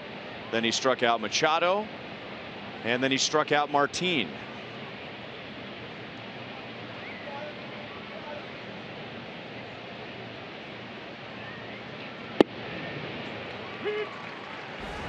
All right, and now, just like we promised, it's time for the Miller Lite Hold True moment. Kennedy working his way out of a jam. A couple of base hits, guys got on. He says, I'm going to pull out my best pitches, and he did. Change up to strike out one, and breaking ball to strike out the other. Nicely done. And now 2 strikes on Martinez. Change up. Martinez did a better job than some of his teammates tonight, trying to stay back on that changeup. Almost like he was expecting that pitch. Veteran thinking along with another veteran. And Kennedy has really spread out his 6 strikeouts tonight. 2 of the fastball, 2 of the curveball, and 2 of the change.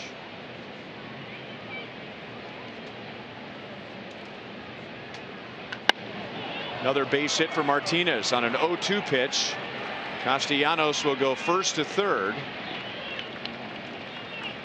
And this will be a 3rd straight inning where the Tigers have had 2 base runners.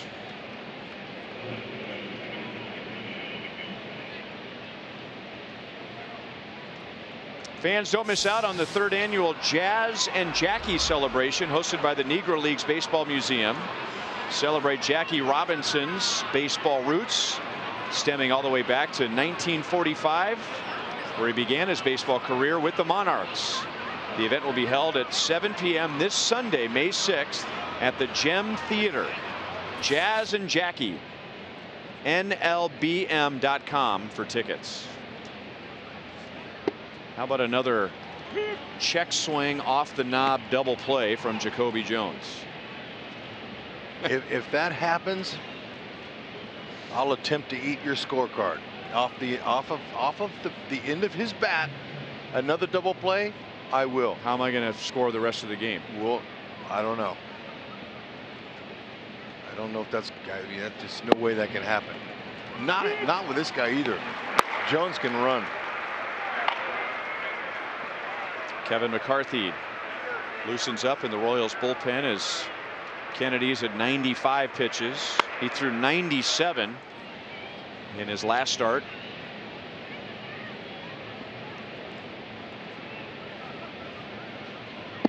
Struck him out with a changeup that was working in on Jones.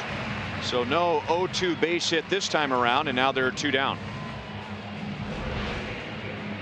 Kennedy going to the changeup a lot more regularly than he typically does, and he's been putting it exactly where he wants it and where Salvi wants it. Down and in on righties, away from lefties.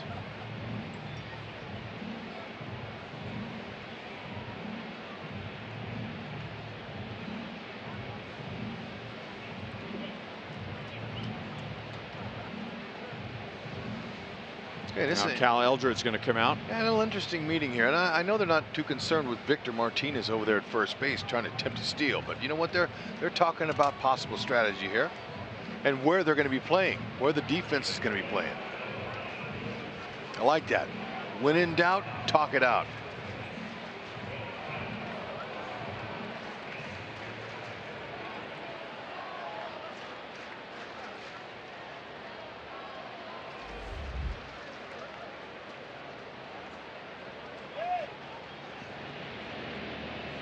Hicks led off the 5th inning with a single to center field.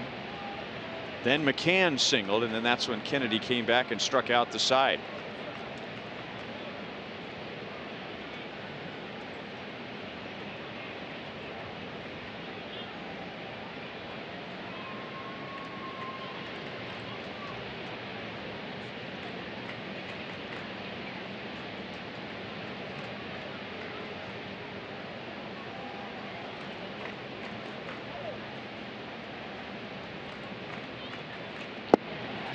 Goes with a slider and just out of the strike zone.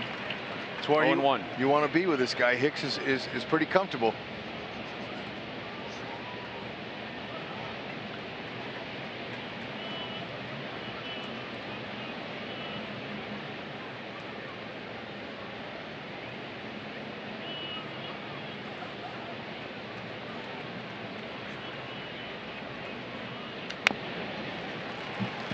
Oh, 2. Okay, being careful with him, not giving him a heater.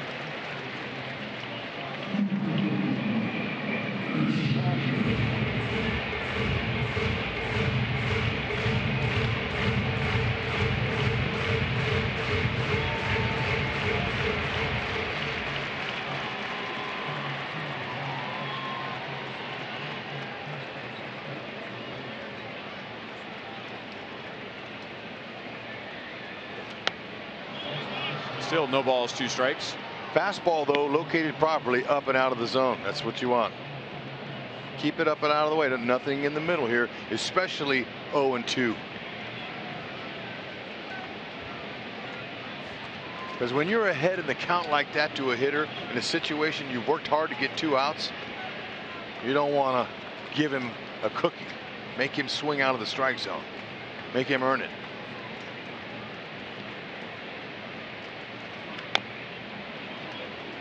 Well done. Salvi shaking his head in approval.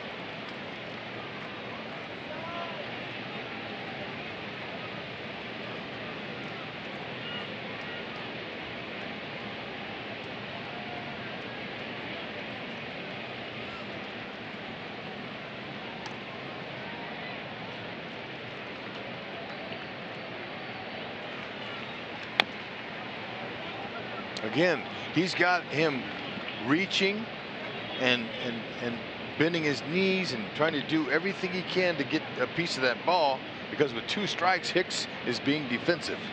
He doesn't want to get called out on any borderline pitches. Actually, that's how you hit. He's up there not trying to hit the homer. He just wants to find a hole any way he can. Interesting little cat and mouse going on here. He's fouling off a lot of pitches. Salvi wants it up. See if we can get him out of the strike zone. Make sure it's up.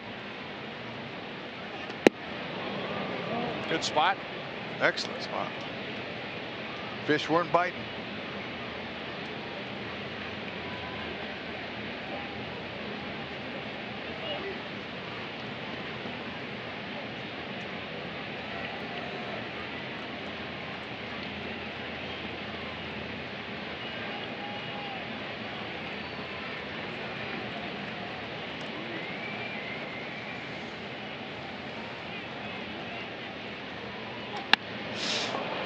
Well hit to right field, but Soler is there. So Ian Kennedy has pitched 6 scoreless innings and pitching well with men on base.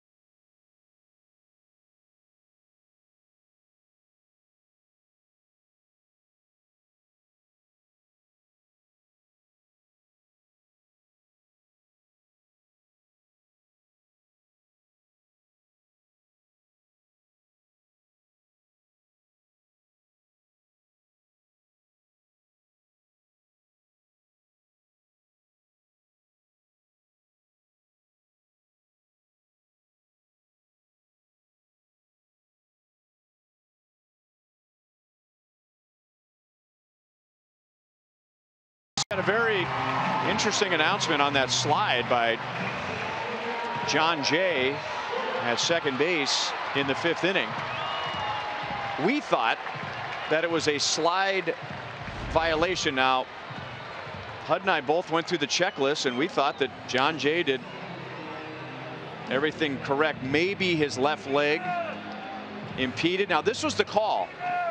That's the home plate umpire, crew chief Jeff Nelson, pointing to second. I took that gesture as he slid away from second base, or there was a slide violation. That's how I took it. But when you challenge the play, you challenge the whole play. And with the replay, Ron Gardenhire challenged himself into a double play. So let me try and backtrack and explain that again. Ron Gardenhire is not going to challenge what happened at first base, because the call was, unless maybe he was challenging, was at first base, but he came out pointing at second base. I'm challenging what happened at second base with the slide.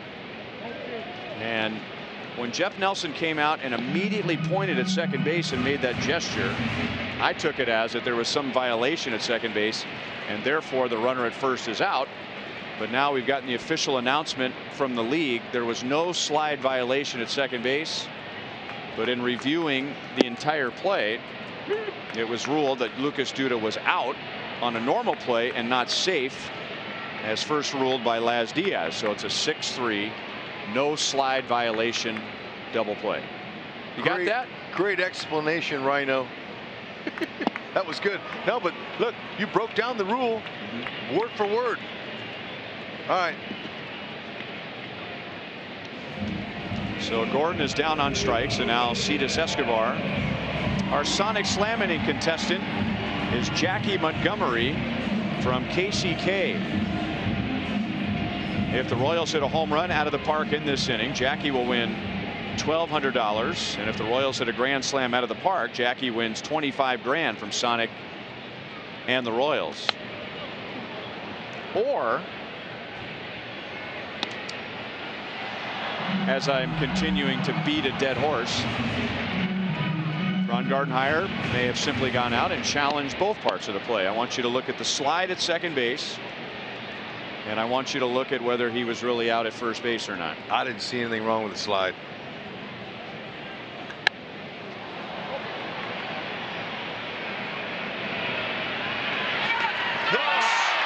Dropped it.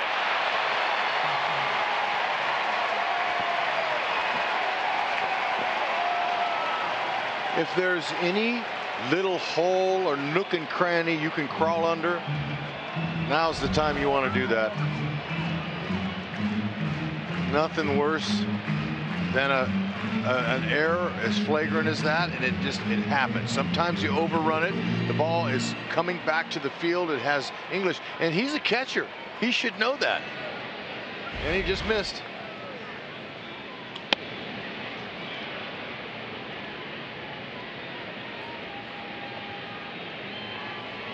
Escobar thrilled with another chance. Maybe he can make it hurt. It's embarrassing, really.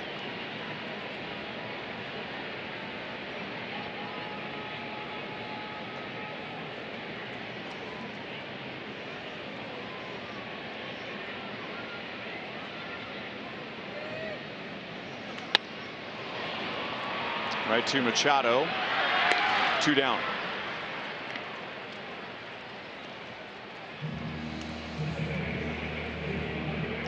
Well, Monty was no help with our sprint trivia question. No, he left a parting gift for me, a guess.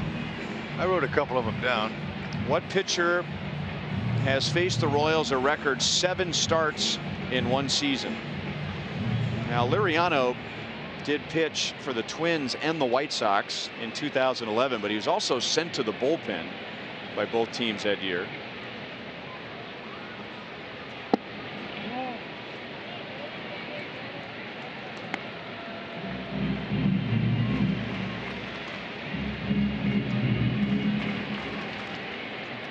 Witt has grounded out twice, once into a double play.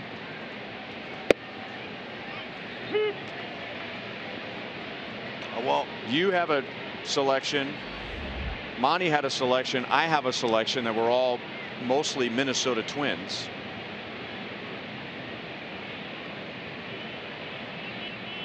And they're getting antsy in the truck. They want us to start. Well, can we just throw some names out without actually guessing? Okay, who are you thinking? We can converse. I first thought Chris Sale might be one. I thought Verlander had a chance. And then the guess that I want to stay with is Phil Hughes. I'm going with that one. So that's official, Phil Hughes? That's official, yeah. No, strike one. All right.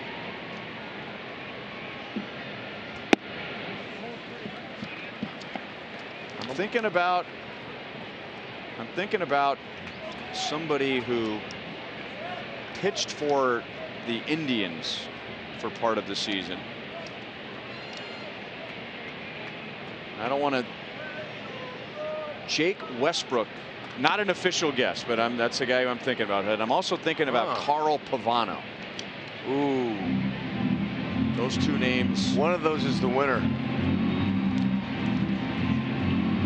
So you got 2 strikes, so why don't you go with your guys? Is it Carl Pavano? Ding, ding, ding, ding, ding. Way to go, partner. Way to pick us up. It was a twin. Shallow left field. And Iglesias goes out from short. And that's the inning. It was Carl Pavano. No score at the end of 6. There you go. 2 teams. My partner.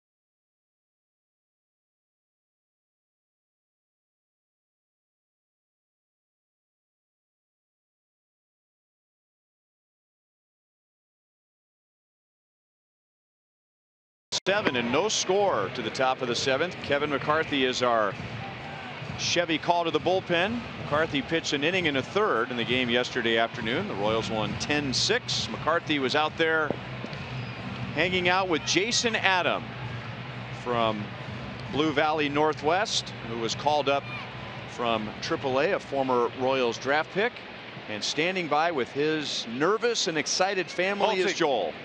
Yeah, I mean, this is home, but this is home with Jason in uniform on the field. So we've got a very proud family, as you can imagine. His dad, Doug, his mom, Becky, his wife, Kelsey, and soon-to-be baby girl next month. Also his sister, brother-in-law, his niece, his nephew, and I think probably countless others. Doug, what is this like? It's awesome. It's awesome. It's been a long journey, so it's fun to see him finally get here.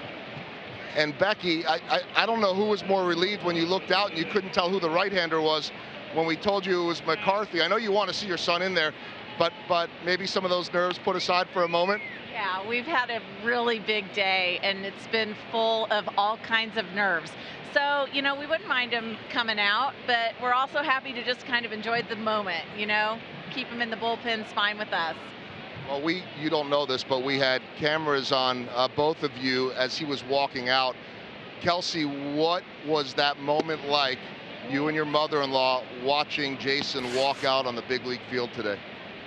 Surreal. I think we're just completely in awe of what God has done over the past few years, and we're just marveling in this moment right now. I mean, the best thing is the baby on the way. Number 2 has to be being up in the big leagues. But what about, and I know you were such an important part of it, all the surgeries and out of baseball and the adversity. Just tell us about the journey. We just really want Jason's story to be a story of hope, that, like, for people not to give up on their dream. You know, if God's keeping the door open, grind it out until he makes it clear that it's over. But it's just, I'm in awe, I'm speechless. The smile on your son's face when he walked into that locker room today, Doug, and it never went away. He put on that jersey, the KC. How special is this for it to be here where he grew up? Well, being here with the Royals, we drafted him is the ultimate. And I'm so happy he can come back here and make his debut with the Royals and hopefully be here for quite some time. And then going in the locker room and seeing his friends and some of the guys that he's kind of come up and growing up in the system with is very special to him. Well, I said it earlier on our broadcast. Whit Merrifield called him the best guy that he's ever met. Guys were so genuinely excited and happy for him. So enjoy it, guys. Congratulations to you all. Real quick, Paul, how are the nerves right now? They're pretty good right now, but he's in the bullpen. Kelsey? I'm freaking out inside. I look calm, but I'm really not. Becky? We're just so thrilled, but we're pretty calm right now. We like seeing him in there, but we're ready. He's ready to take the mound. 3 up, 3 down, and 3 strikeouts last night. That was AAA. This is the big leagues. Guys, congratulations to all of you. Let's go back upstairs to you. Really special, especially, guys, when you talk about it being a kid that grew up right here. Big Royals fan. He and his family used to make trips to Arizona just to watch the Royals in spring training. Before he was a young star. Yeah, fantastic. Joe, way to go. There he is watching. They have a little monitor there. He was watching his mom and dad, Doug and Becky. Dixon lines out to Merrifield. I met Doug several years ago, and it was a really nice gesture by Jason Adams' father. He had just been drafted, and his father knew that the chances were good that he'd get to big leagues someday. And how would he handle the media? How would he handle the pressure of getting to the big leagues and doing it in his own backyard? So his father, Doug, arranged a meeting with Mike Swanson, the Royals vice president of communications. And during Fan Fest, the year that he was drafted, he wanted Jason to meet with the media. Runner goes, and the throw is high. Escobar wants the Royals to take another look at it as McCann slid to the center field part of second base. But anyway, his dad wanted him to be prepared for the media and getting into professional baseball. And He's off the base. He might be out. He's off the base. And if it's up to the connoisseur, he's still got the tag on him. He's off. Connoisseur will be 8 for 8. Excuse me, 9 for 9. Sorry, Billy. And there's a catcher. Okay, trying to catch him off guard there, to no pun intended, and doesn't exactly slide into second base all that often. That didn't take very long.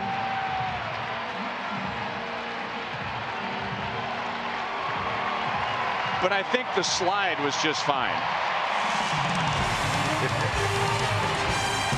That's right.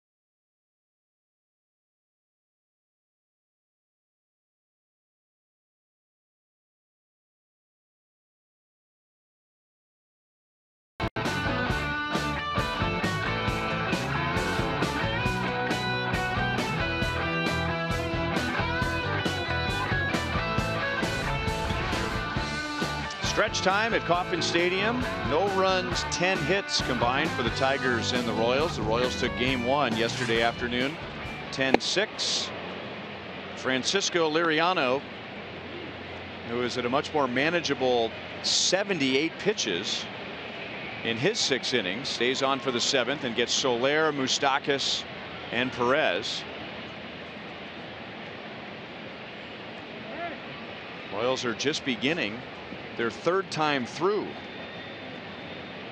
in the 7th inning. And that's where there's a spike in the opponent's batting average against Liriano. He's tough 1st time and 2nd time through. That's been true tonight. But 3rd time through, the league's hitting over 300 against him. 2-1 on Soler. He has flied to the wall in center field, and he has struck out swinging. A hot hitter against left-handed pitchers like Soler, and Liriano knows it. Got to be careful, but sometimes when you're too careful, you make mistakes and you try to aim it and it's not right. But so far, the first 4 pitches have all been well located.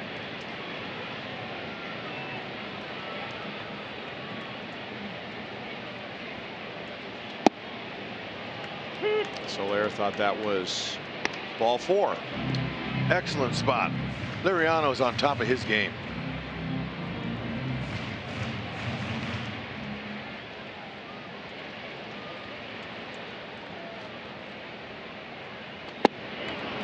Liriano comes back from 3-1 and strikes out his 5th.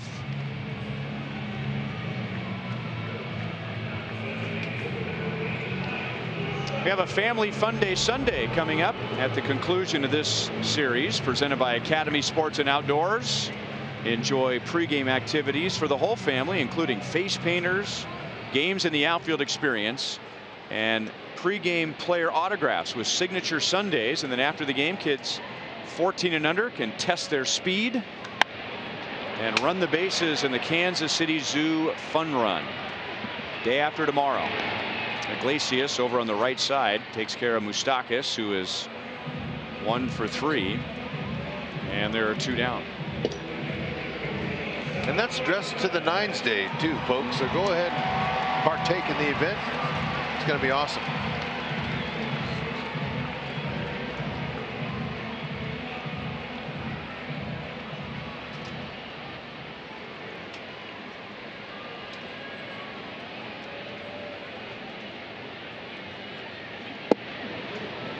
Salvi was expecting a first pitch slider and he let it fly, and then asked home plate umpire Jeff Nelson if it was a strike.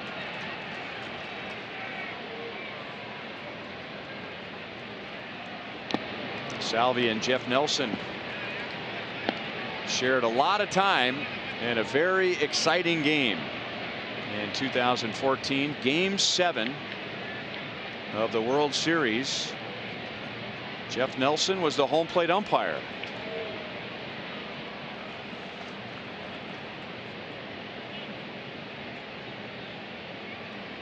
I was thinking that's probably the highlight of his career, to umpire Game 7 of the World Series. But he's been back of the plate for a couple of no-hitters. He was behind the plate for Mark McGwire's 500th home run. He was on the crew and Ricky Henderson got 3,000 hits. So awesome. He's been a part of a lot of historic games. Iglesias fields, throws out Salvi, and we've played 7 tonight with no score.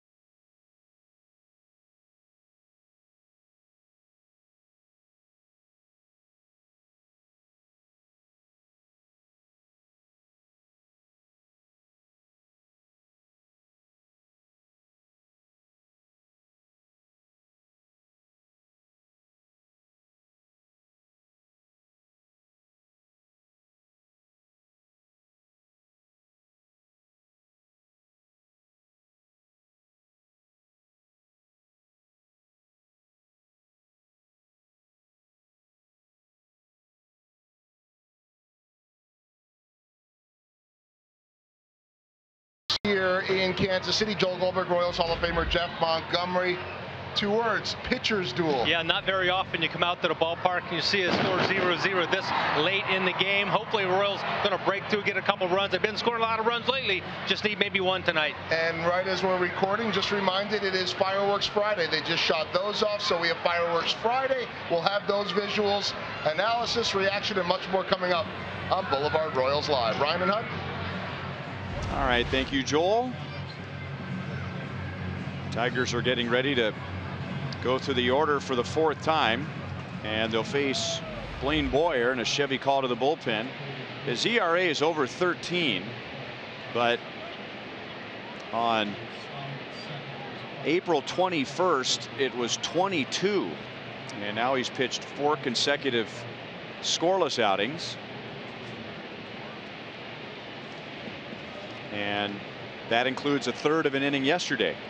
And he's staying out of the middle. He's got his rhythm. His timing's down. He's a sinker, slider,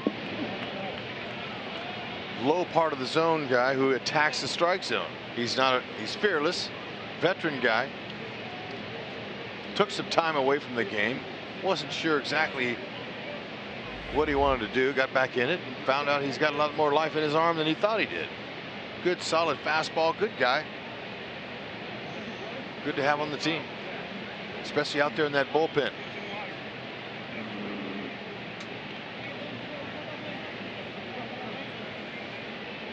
What happened? Did Salvi get something? I think he might just want a drink of water. He may have taken that,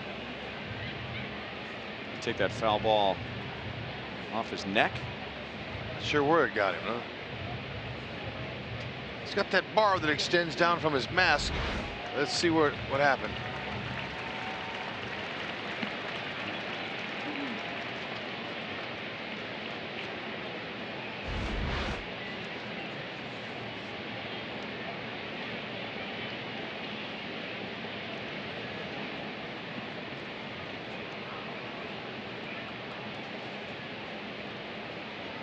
Martin, Candelario, and Castellanos in the 8th inning.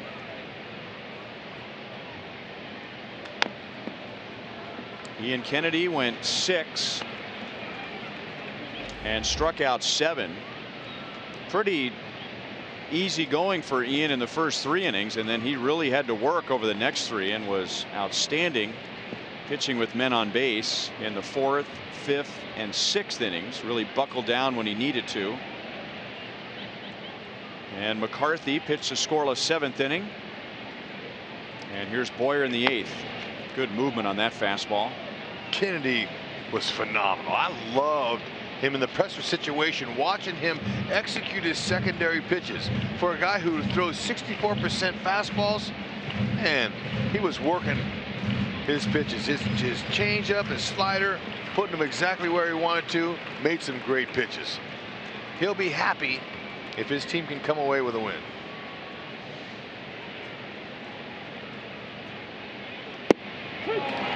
Strike 3 over the outside, or maybe a little bit outside. That's what Martin thought as he gets right in Jeff Nelson's face. A little bit off the plate. Boyer will take it, change the speed. Salvi helped it by framing it up, and yeehaw, you got to go, Martin. And Martin fires his helmet into the Tiger dugout. And now Candelario, he is 1 for 3.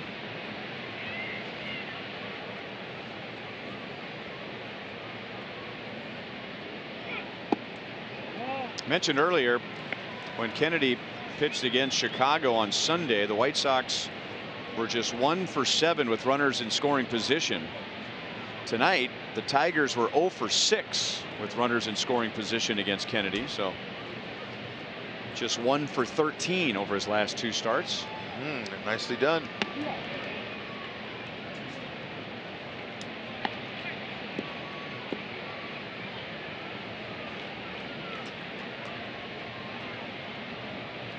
Blaine Boyer, he's works that 2-seam, 4-seam fastball, the sinker, slider, curve, a couple different speeds. So far so good, putting it where he wants it. 2-1.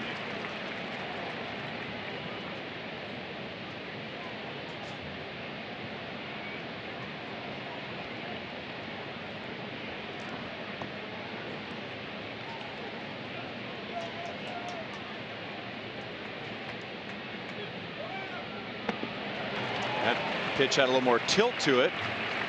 2 balls, 2 strikes. Yeah, he's showing a couple different breaking balls. Slider, curve. Also, taking some speed off is important. I think he figured out, him and Cal Eldred, that early on in the season, everything was straight and everything was the same speed. His slider didn't have much movement on it, but it was all about the same speed. So they had to make some variations and make some adjustments. That's a fair ball. And the Royals ball boy fielded a live baseball. And right now, the loneliest place on earth is that stool on the right field side wall. Yep. Uh-oh.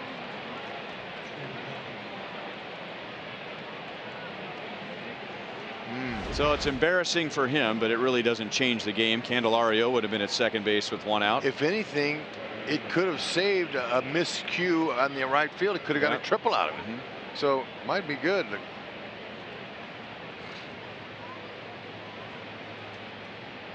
Oh no! Oh, they're going to throw me out.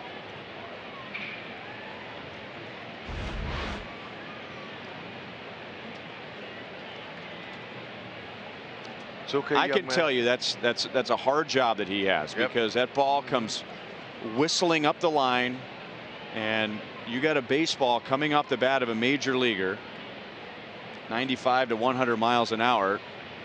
And you're thinking more about your face than you are, did the umpire call that fair or foul? Yeah, he's you know, breathing heavy down there. He's a little worked up. But I don't think, had he gotten out of the way, it'd be any different right now. There'd be a runner at second base with 1 out. Yeah. He didn't do anything wrong. It's all right, bud.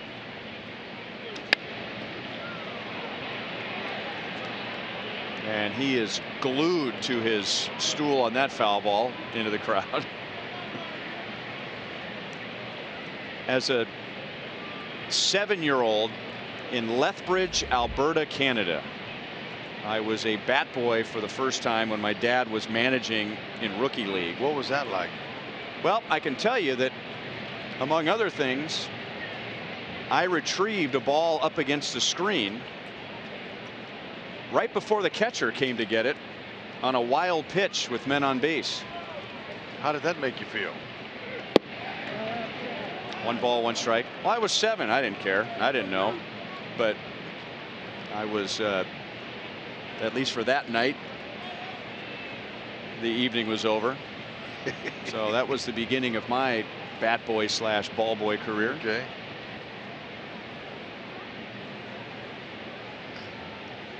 One and one on Castellanos.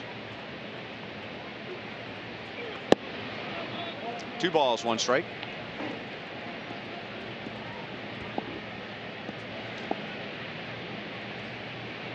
Interesting, Castellanos with a runner in scoring position. He has come to the plate with a runner in scoring position more than any hitter in the major leagues.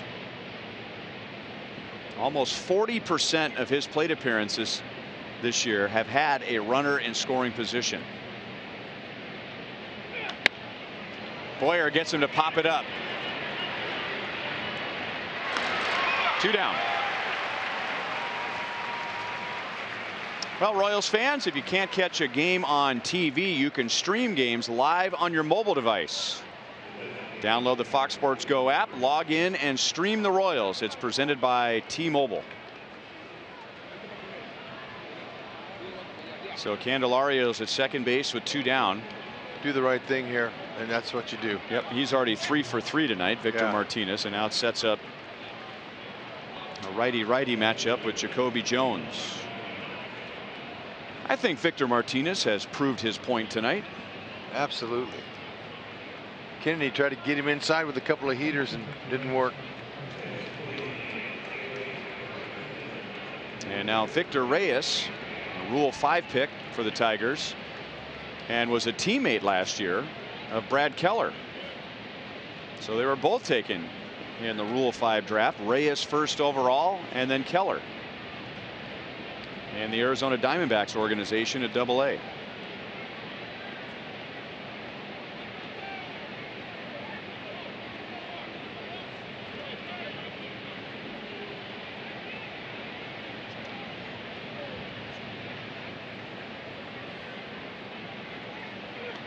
Jones takes inside, ball 1. He's 0 for 3, which includes a check swing. Ball hit off the knob of the bat. 5-4-3 double play.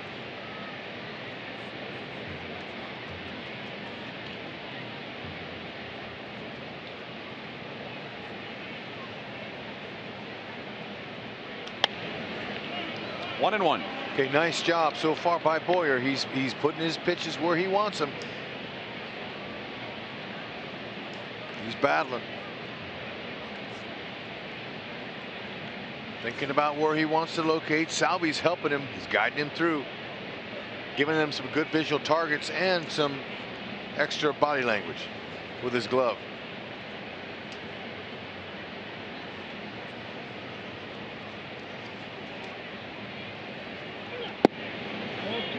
Two and one.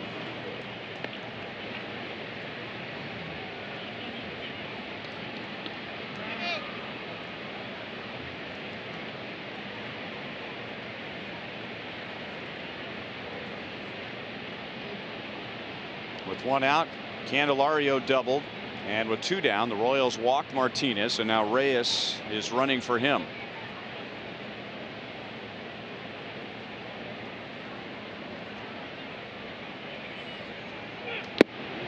Two and two.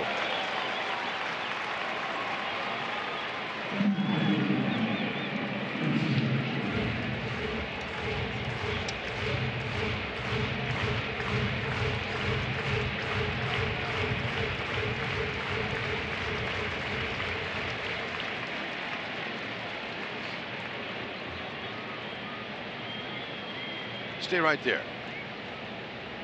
Right where that last pitch was, and try it again. If he hits it on the ground at somebody. Missed it up there, up. He was looking for that one. You had mentioned he'd been hit in the face. You know, we've seen a lot of guys that have been wearing that protective guard, whether they've ever been hit in the face or not. And those usually were only reserved for guys who had been hit in the face before, but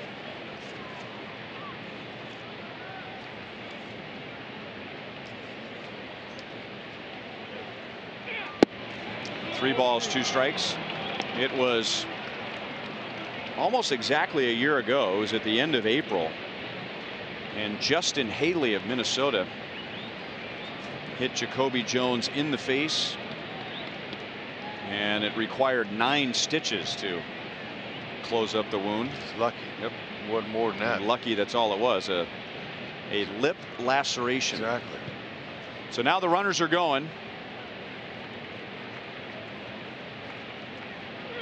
And Jones hits a line drive fair inside the left field line.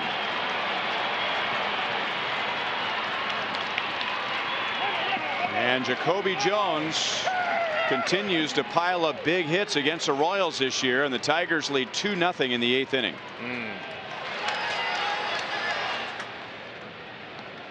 He was waiting for something over the middle of the plate, and it was a slider that stayed right there.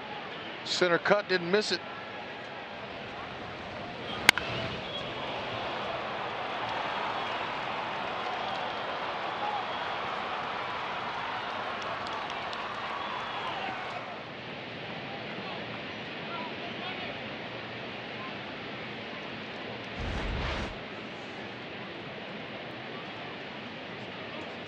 And now John Hicks, who is 1 for 3.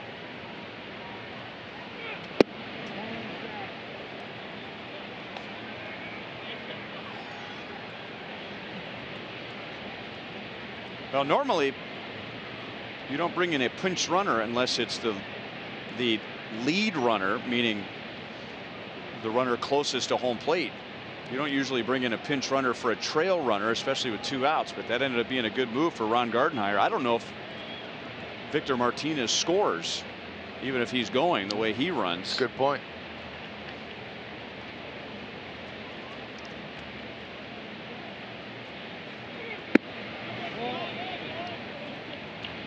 Two 2-0 on Hicks.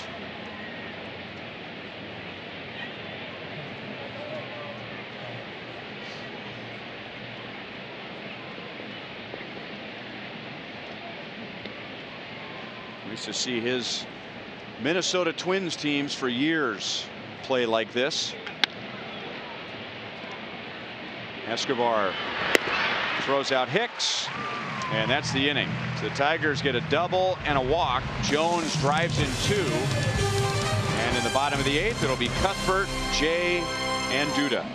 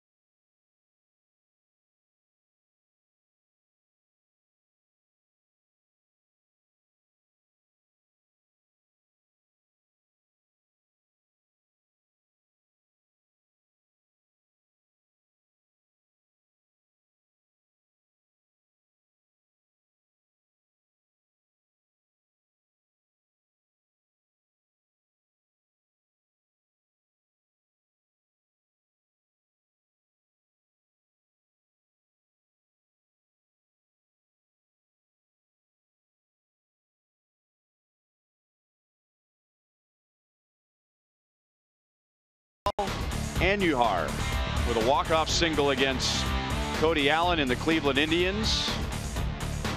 And the Yankees beat Cleveland 7-6.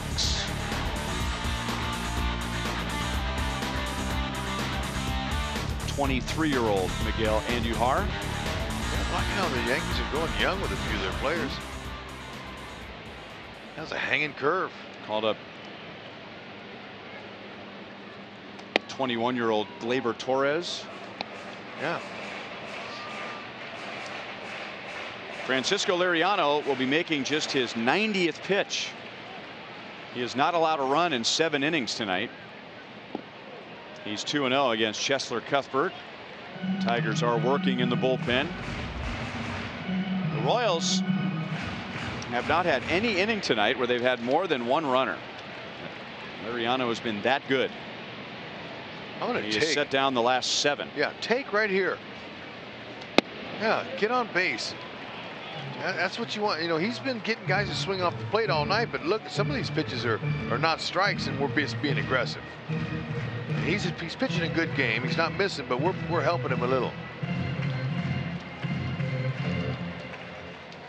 Here's our Pepsi fans of the game.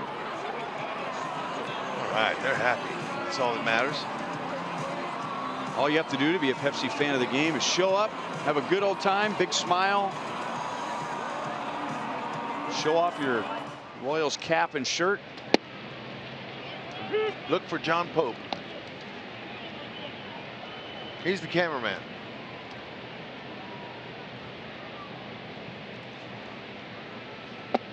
There's a leadoff walk. Now Liriano is known for his walks. That is his second, and Ron Gardenhire yells time as he comes out of the third base dugout. It has been 3 years since Francisco Liriano has recorded an out in the 8th inning, but I don't think Ron Gardenhire is concerned about that. He gave him 7+ scoreless.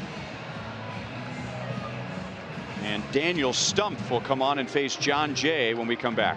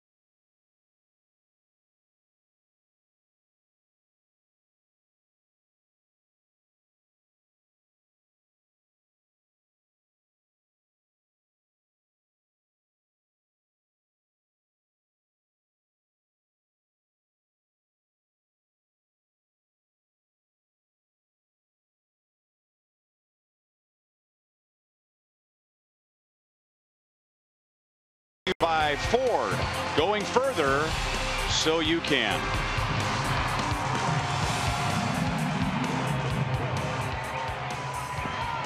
Two 2-0 Tigers, and now in the bottom of the 8th, the Royals get their leadoff man on, and here's Daniel Stumpf, the one-time Royals farmhand. So you go from one lefty to another lefty. And this is an inning made for a left-hand reliever because the Royals have Jay, Duda, and Gordon all coming up, and lefties are hitting 167 against Daniel Stumpf. Yep, all the managers understand these numbers here. Late in games, this is how they manage in the American League. This is the only strategy that's involved. There's not a pitcher hitting. It's not the National League, so they're well schooled on it. Liriano got to be pleased with his effort. Looks like he's kind of trying to get some kinks out in his dugout. Stump fastball slider. John Jay goes the other way on an 0-2 pitch. Great job of just putting the ball in play, and he gets a base hit, and the Royals have 2 on and nobody out. It's 2 hits for him today. He'll take it. Yeah, just like you said, he knows he's not going to get too many fastballs, and if he does, you know, that's what he wants to do, especially on the outer part of the plate. Excellent job.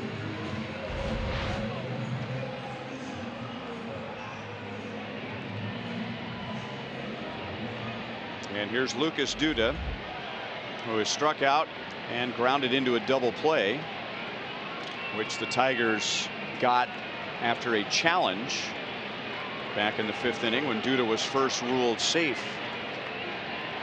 So Duda wants to take a page out of John Jay. Just took a good swing there on a breaking ball, looked like.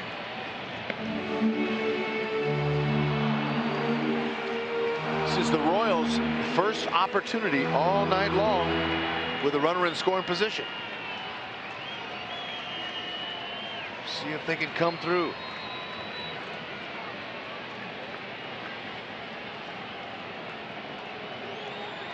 He is 0 for 2 against Stump.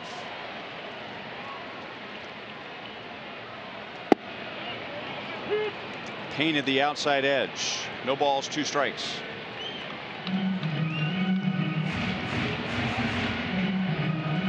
Well, John Jay just got a base hit with the count 0-2. Yeah, that fastball, that's where Stump wants to put it. Well, Duda, he can hit that ball to left field just like that. Had 4 RBIs yesterday.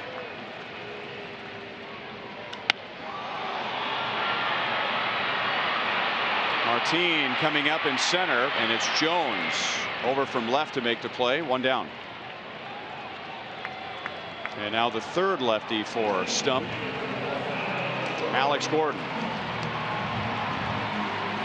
Alex is grounded out and struck out. He is 0 for 3 against his pitcher.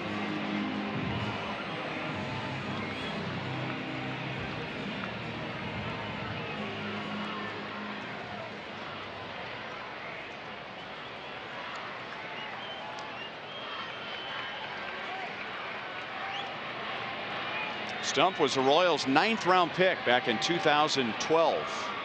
And he went in the Rule 5 draft twice. Once again, a fastball right over the outside edge. He went to the Phillies in the 2015 Rule 5 draft and then was returned to the Royals. And then 2 off seasons ago, he went to the Tigers. The Royals had a chance to bring him back, and the Royals denied that opportunity because in order to keep him, they would have to outright him. They already used up his outright, so he would have been a free agent anyway. Yep. Okay, that's 3 heaters in a row outside to Alex. Alex can get a pretty good idea. They don't want him to beat him inside. Although they're playing Hicks, the first baseman, for no doubles. He's tight to the line. John Jay, he can get a good lead, but don't want Hicks to try to sneak in behind him. Alex can go to left. 1 hop pass, Machado. Cuthbert is held. And they're loaded up for Escobar.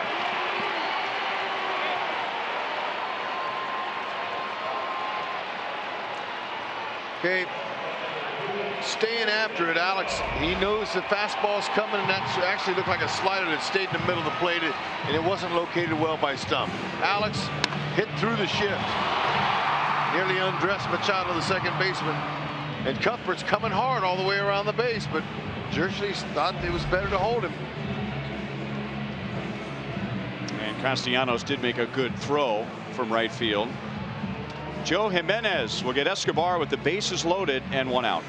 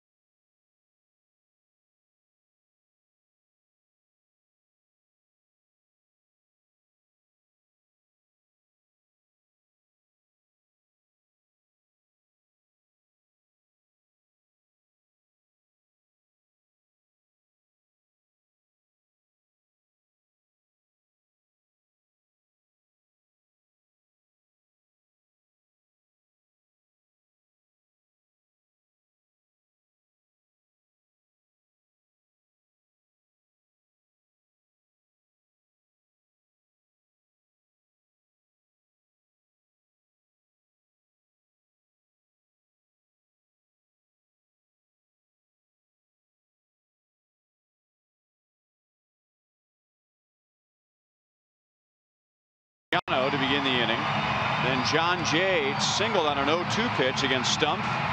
With one out, Alex Gordon singled. And now Joe Jimenez comes on, and he'll get Alcides Escobar with the bases loaded, one out.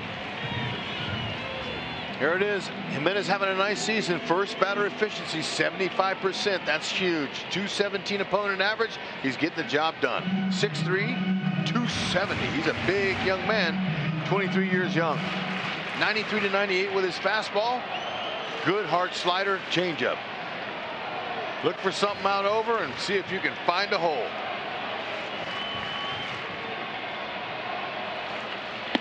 Way outside, it gets by McCann, and Cuthbert scores anyway.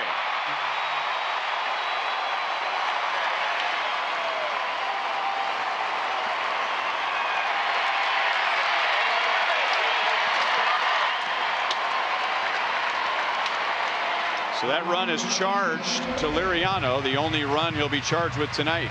Yeah, that was a great slider, had a lot of break, but when it starts at the release point in the left-handed batter's box, there's no catcher in the world that could catch that.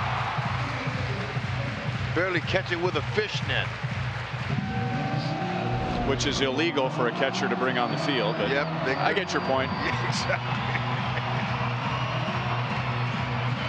So now the tying run is at third base. The go-ahead run is at second with one out, and it's 1-0 on Escobar. He is 1 for 2 with a third inning single. It's even better when they can pull that infield in. Opens up more holes, more lanes. Outfield swung over. They think Eski's going to go to the opposite field. And when you have a pitcher that throws in the mid to upper 90s, you're expecting the hitter to be a little tardy.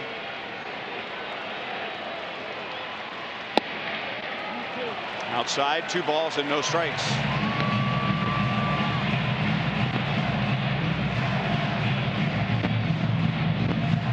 Straight up. Middle is where you're looking.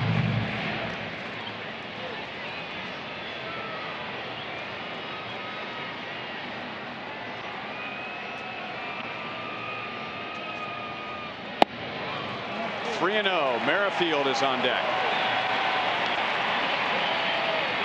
And now Ron Gardenhire says put him on.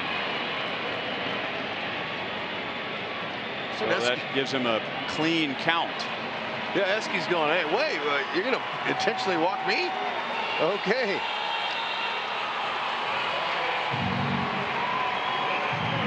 So now you don't have to worry about, if you're Ron Gardenhire, you don't have to worry about Jimenez just laying one in there.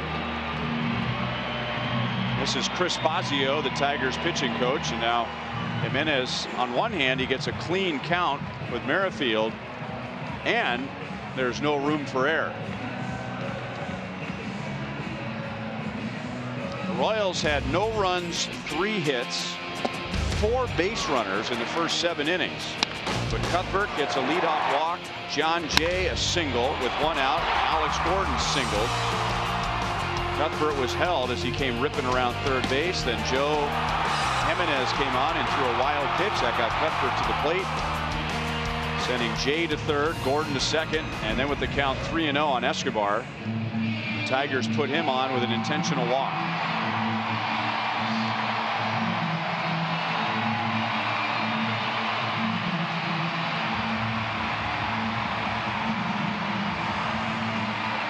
Nice crowd tonight. Beautiful night. Buck night. Fireworks after the game. Star Wars night. In the dirt. So Jimenez next strike will be his first. And Witt is 2 for 2 with a double and 2 RBIs against Jimenez. Tonight he is 0 for 3.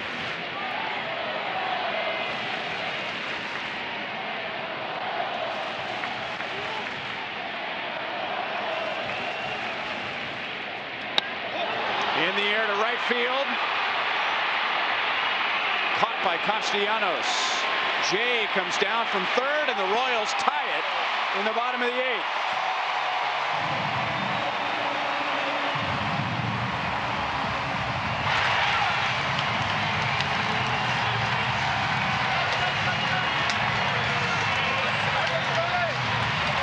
being aggressive early in the count. That's what you want to do. Whitley got him a fastball. He loves the heater. Went ahead and went with the pitch. If he tries to pull that, he's going to roll it over into possibly another double play. Great job. Whitley wanted more, but hey, first things first.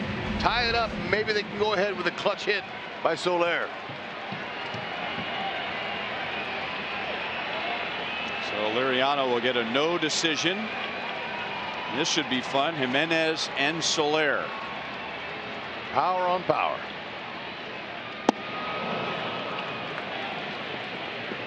Soler is 0 for 3 so far. He has reached base safely in his previous 18 games. That's a career high, and that includes a 9-game hitting streak.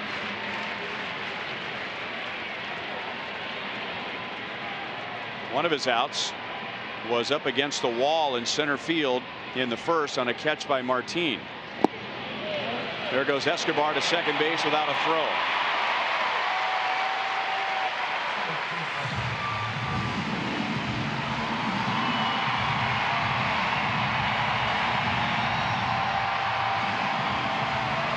So now a base hit could give the Royals a 2-run lead. The Royals didn't have more than one base runner in any of the first 7 innings. They didn't have a runner in scoring position in the first 7 innings, and now they have 2 runs on 2 hits and 2 walks. And Soler, ground ball, base hit. Here's Escobar. Here's the throw, and the Royals lead by 2.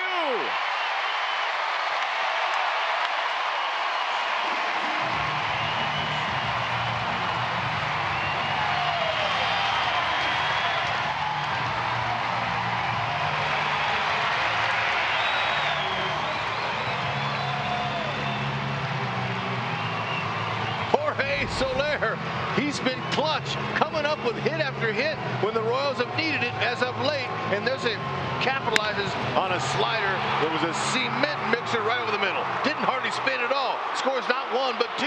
Escobar was flying around them bases. Look at that. Love to see some emotion from the young man. That's what we're talking about.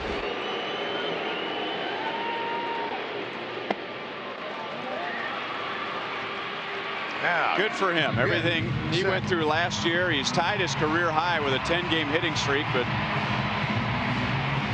traded for Wade Davis. Then he was injured to begin the season with an oblique.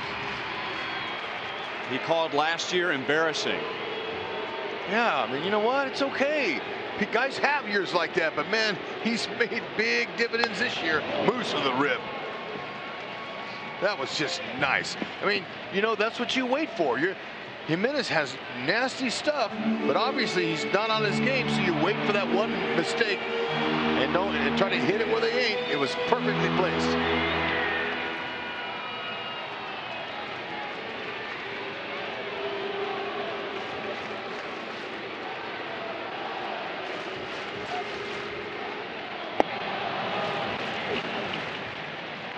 One and 2. What a turnaround. The Royals had no runs, 3 hits, and only 4 base runners coming into this inning. And now they have 4 runs, 3 hits, and 5 base runners in the 8th. 2-2 on Moustakas. And it's so great to get a good Friday night crowd here and to hear the fans into the game, and a well-pitched ball game on both sides. Kennedy was outstanding. He was great executing his pitches. And then the offense coming through, getting these folks up out of their seats. They're rooting, and they can't wait to see if Herrera can shut the Tigers down.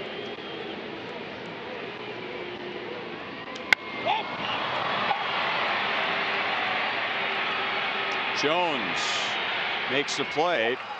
He had a 2-run double to put the Tigers in front in the top of the 8th, but the Royals answer with 4. Soler drives in 2, and now it's Kelvin Herrera for the 9th.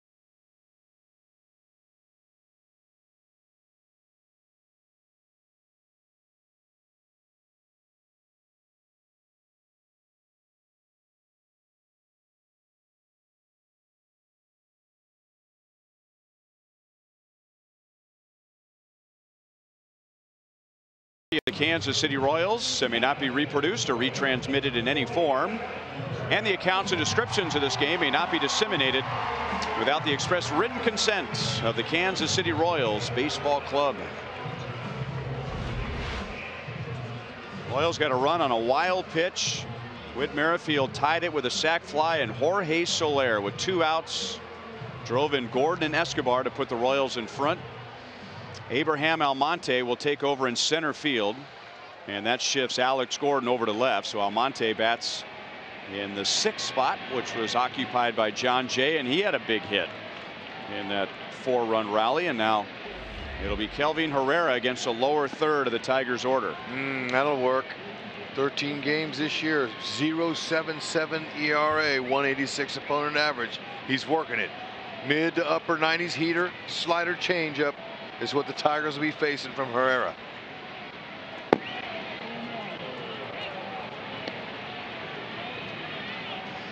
McCann has 2 hits, but he is 1 out of 8 with 4 strikeouts in the past against Herrera.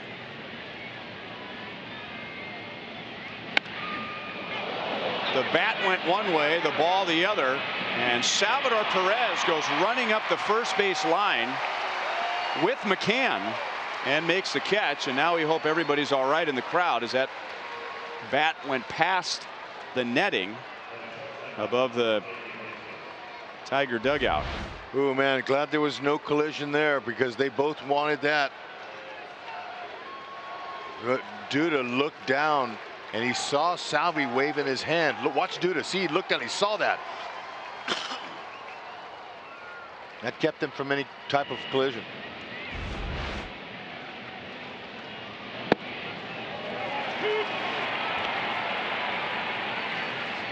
Oh, and 1 on Iglesias. He is 0 for 3.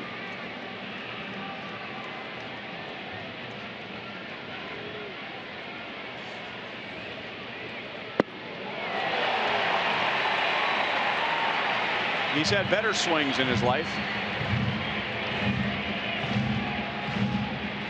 That tells me he was guessing. You have to look for that fastball. That's the pitch you like, and it's an overpowering fastball. And when he pulls the string, either with his changeup or slider, you'll get swings like that. Herrera struck out Iglesias to end the game yesterday, and then Iglesias swung the bat in front of Salvador Perez's face. Salvi was staring him down as Iglesias was going back to the dugout. It looked like Salvi didn't really appreciate that, but nothing's happened because of it. Pretty good location there.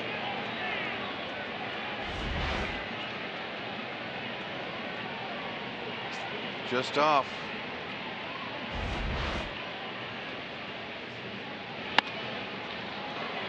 Sliced up the right field line, and Soler slides and tumbles up against the wall for the 2nd out.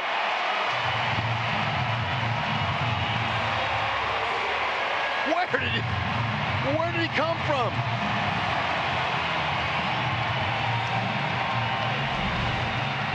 Look at this. Soler is everywhere. What a play. Look at those long legs, long strides, and holds it up to a standing ovation. The people are loving on Soler. Beautiful.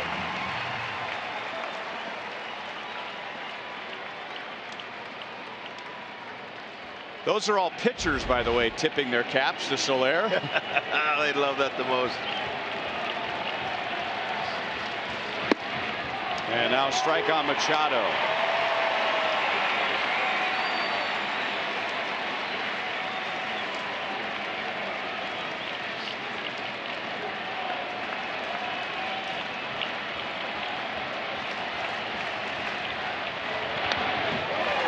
And now no balls, 2 strikes. Royals are 1 strike away from winning 4 in a row at home. Just trying to get some momentum here at Kauffman Stadium. Before that, they lost 12 of their first 13 at Kauffman Stadium. Popped up. Merrifield is there, and the Royals have taken the first 2 games of the series. Thanks to a 4-run bottom of the 8th inning, the Royals win it 4-2. Oh, man, I'm telling you what, to have the fans here really coming out, rooting for these guys, it's a special game. And to see their star right fielder, young Jorge Soler, have a marquee night on a Friday, fireworks night, it's a beautiful thing. Excellent job, good pitching. We saw the bullpen do a pretty good job. Look, Ned's got to be happy. El Toro! Ole! Okay, we got that done. Hey, hey. How about a Salvi splash? I bet we'll see one.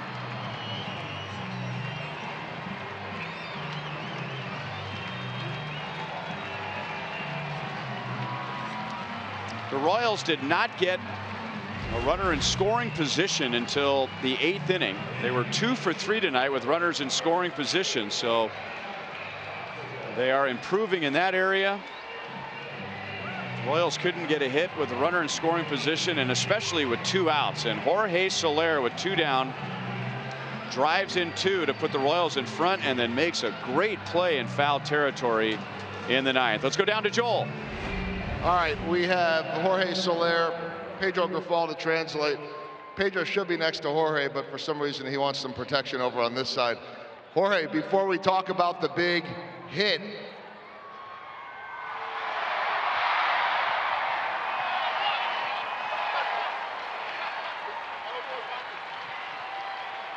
now you can go over there. That's 2 big dudes in that Salvi splash. Before we talk about the hit, tell me about the catch and the reaction from the fans. Antes de hablar del hit, habla de la cogida que hiciste y la reacción de los fanáticos. Bueno, hoy precisamente salimos a entrenar temprano aquí esa jugada porque la hemos estado practicando, que con batazo para acá para la cerca había que tirarse y gracias a Dios salió hoy. Not a coincidence that this afternoon he came out here with Mitch, our outfield coach, and they worked on that particular play, and it happened just like it. You've had 2 really big hits this week. Well, you've been hitting every night, but tell me about that hit to break it open in the 8th. Tú has cogido 2 hits muy importantes esta semana, pero habla del hit ese de hoy. Bueno, el hit de hoy ha sido una de las cosas más importantes que ha pasado en mi carrera, ya que el juego estaba empatado 2-2, gracias a los jugadores que se pudieron envasar y pude conectar ese hit. One of the biggest hits in his career. Thank God these guys were able to be on base, and he was able to make good contact. Last thing, big crowd. They wanted you to tip your cap. They loved the catch. He wants to know what's going on here. Yeah. Mucha gente aquí hoy quieren que tú te quites la gorra y le dé las gracias a ellos. Let's end on that note. And again, solar power. And what did you just say? Yeah, solar power. Thank you. There it is, Jorge Soler. There you go, Hud. Solar power. That's beautiful. He watches our broadcast. Oh, how about that? This catch right here was phenomenal.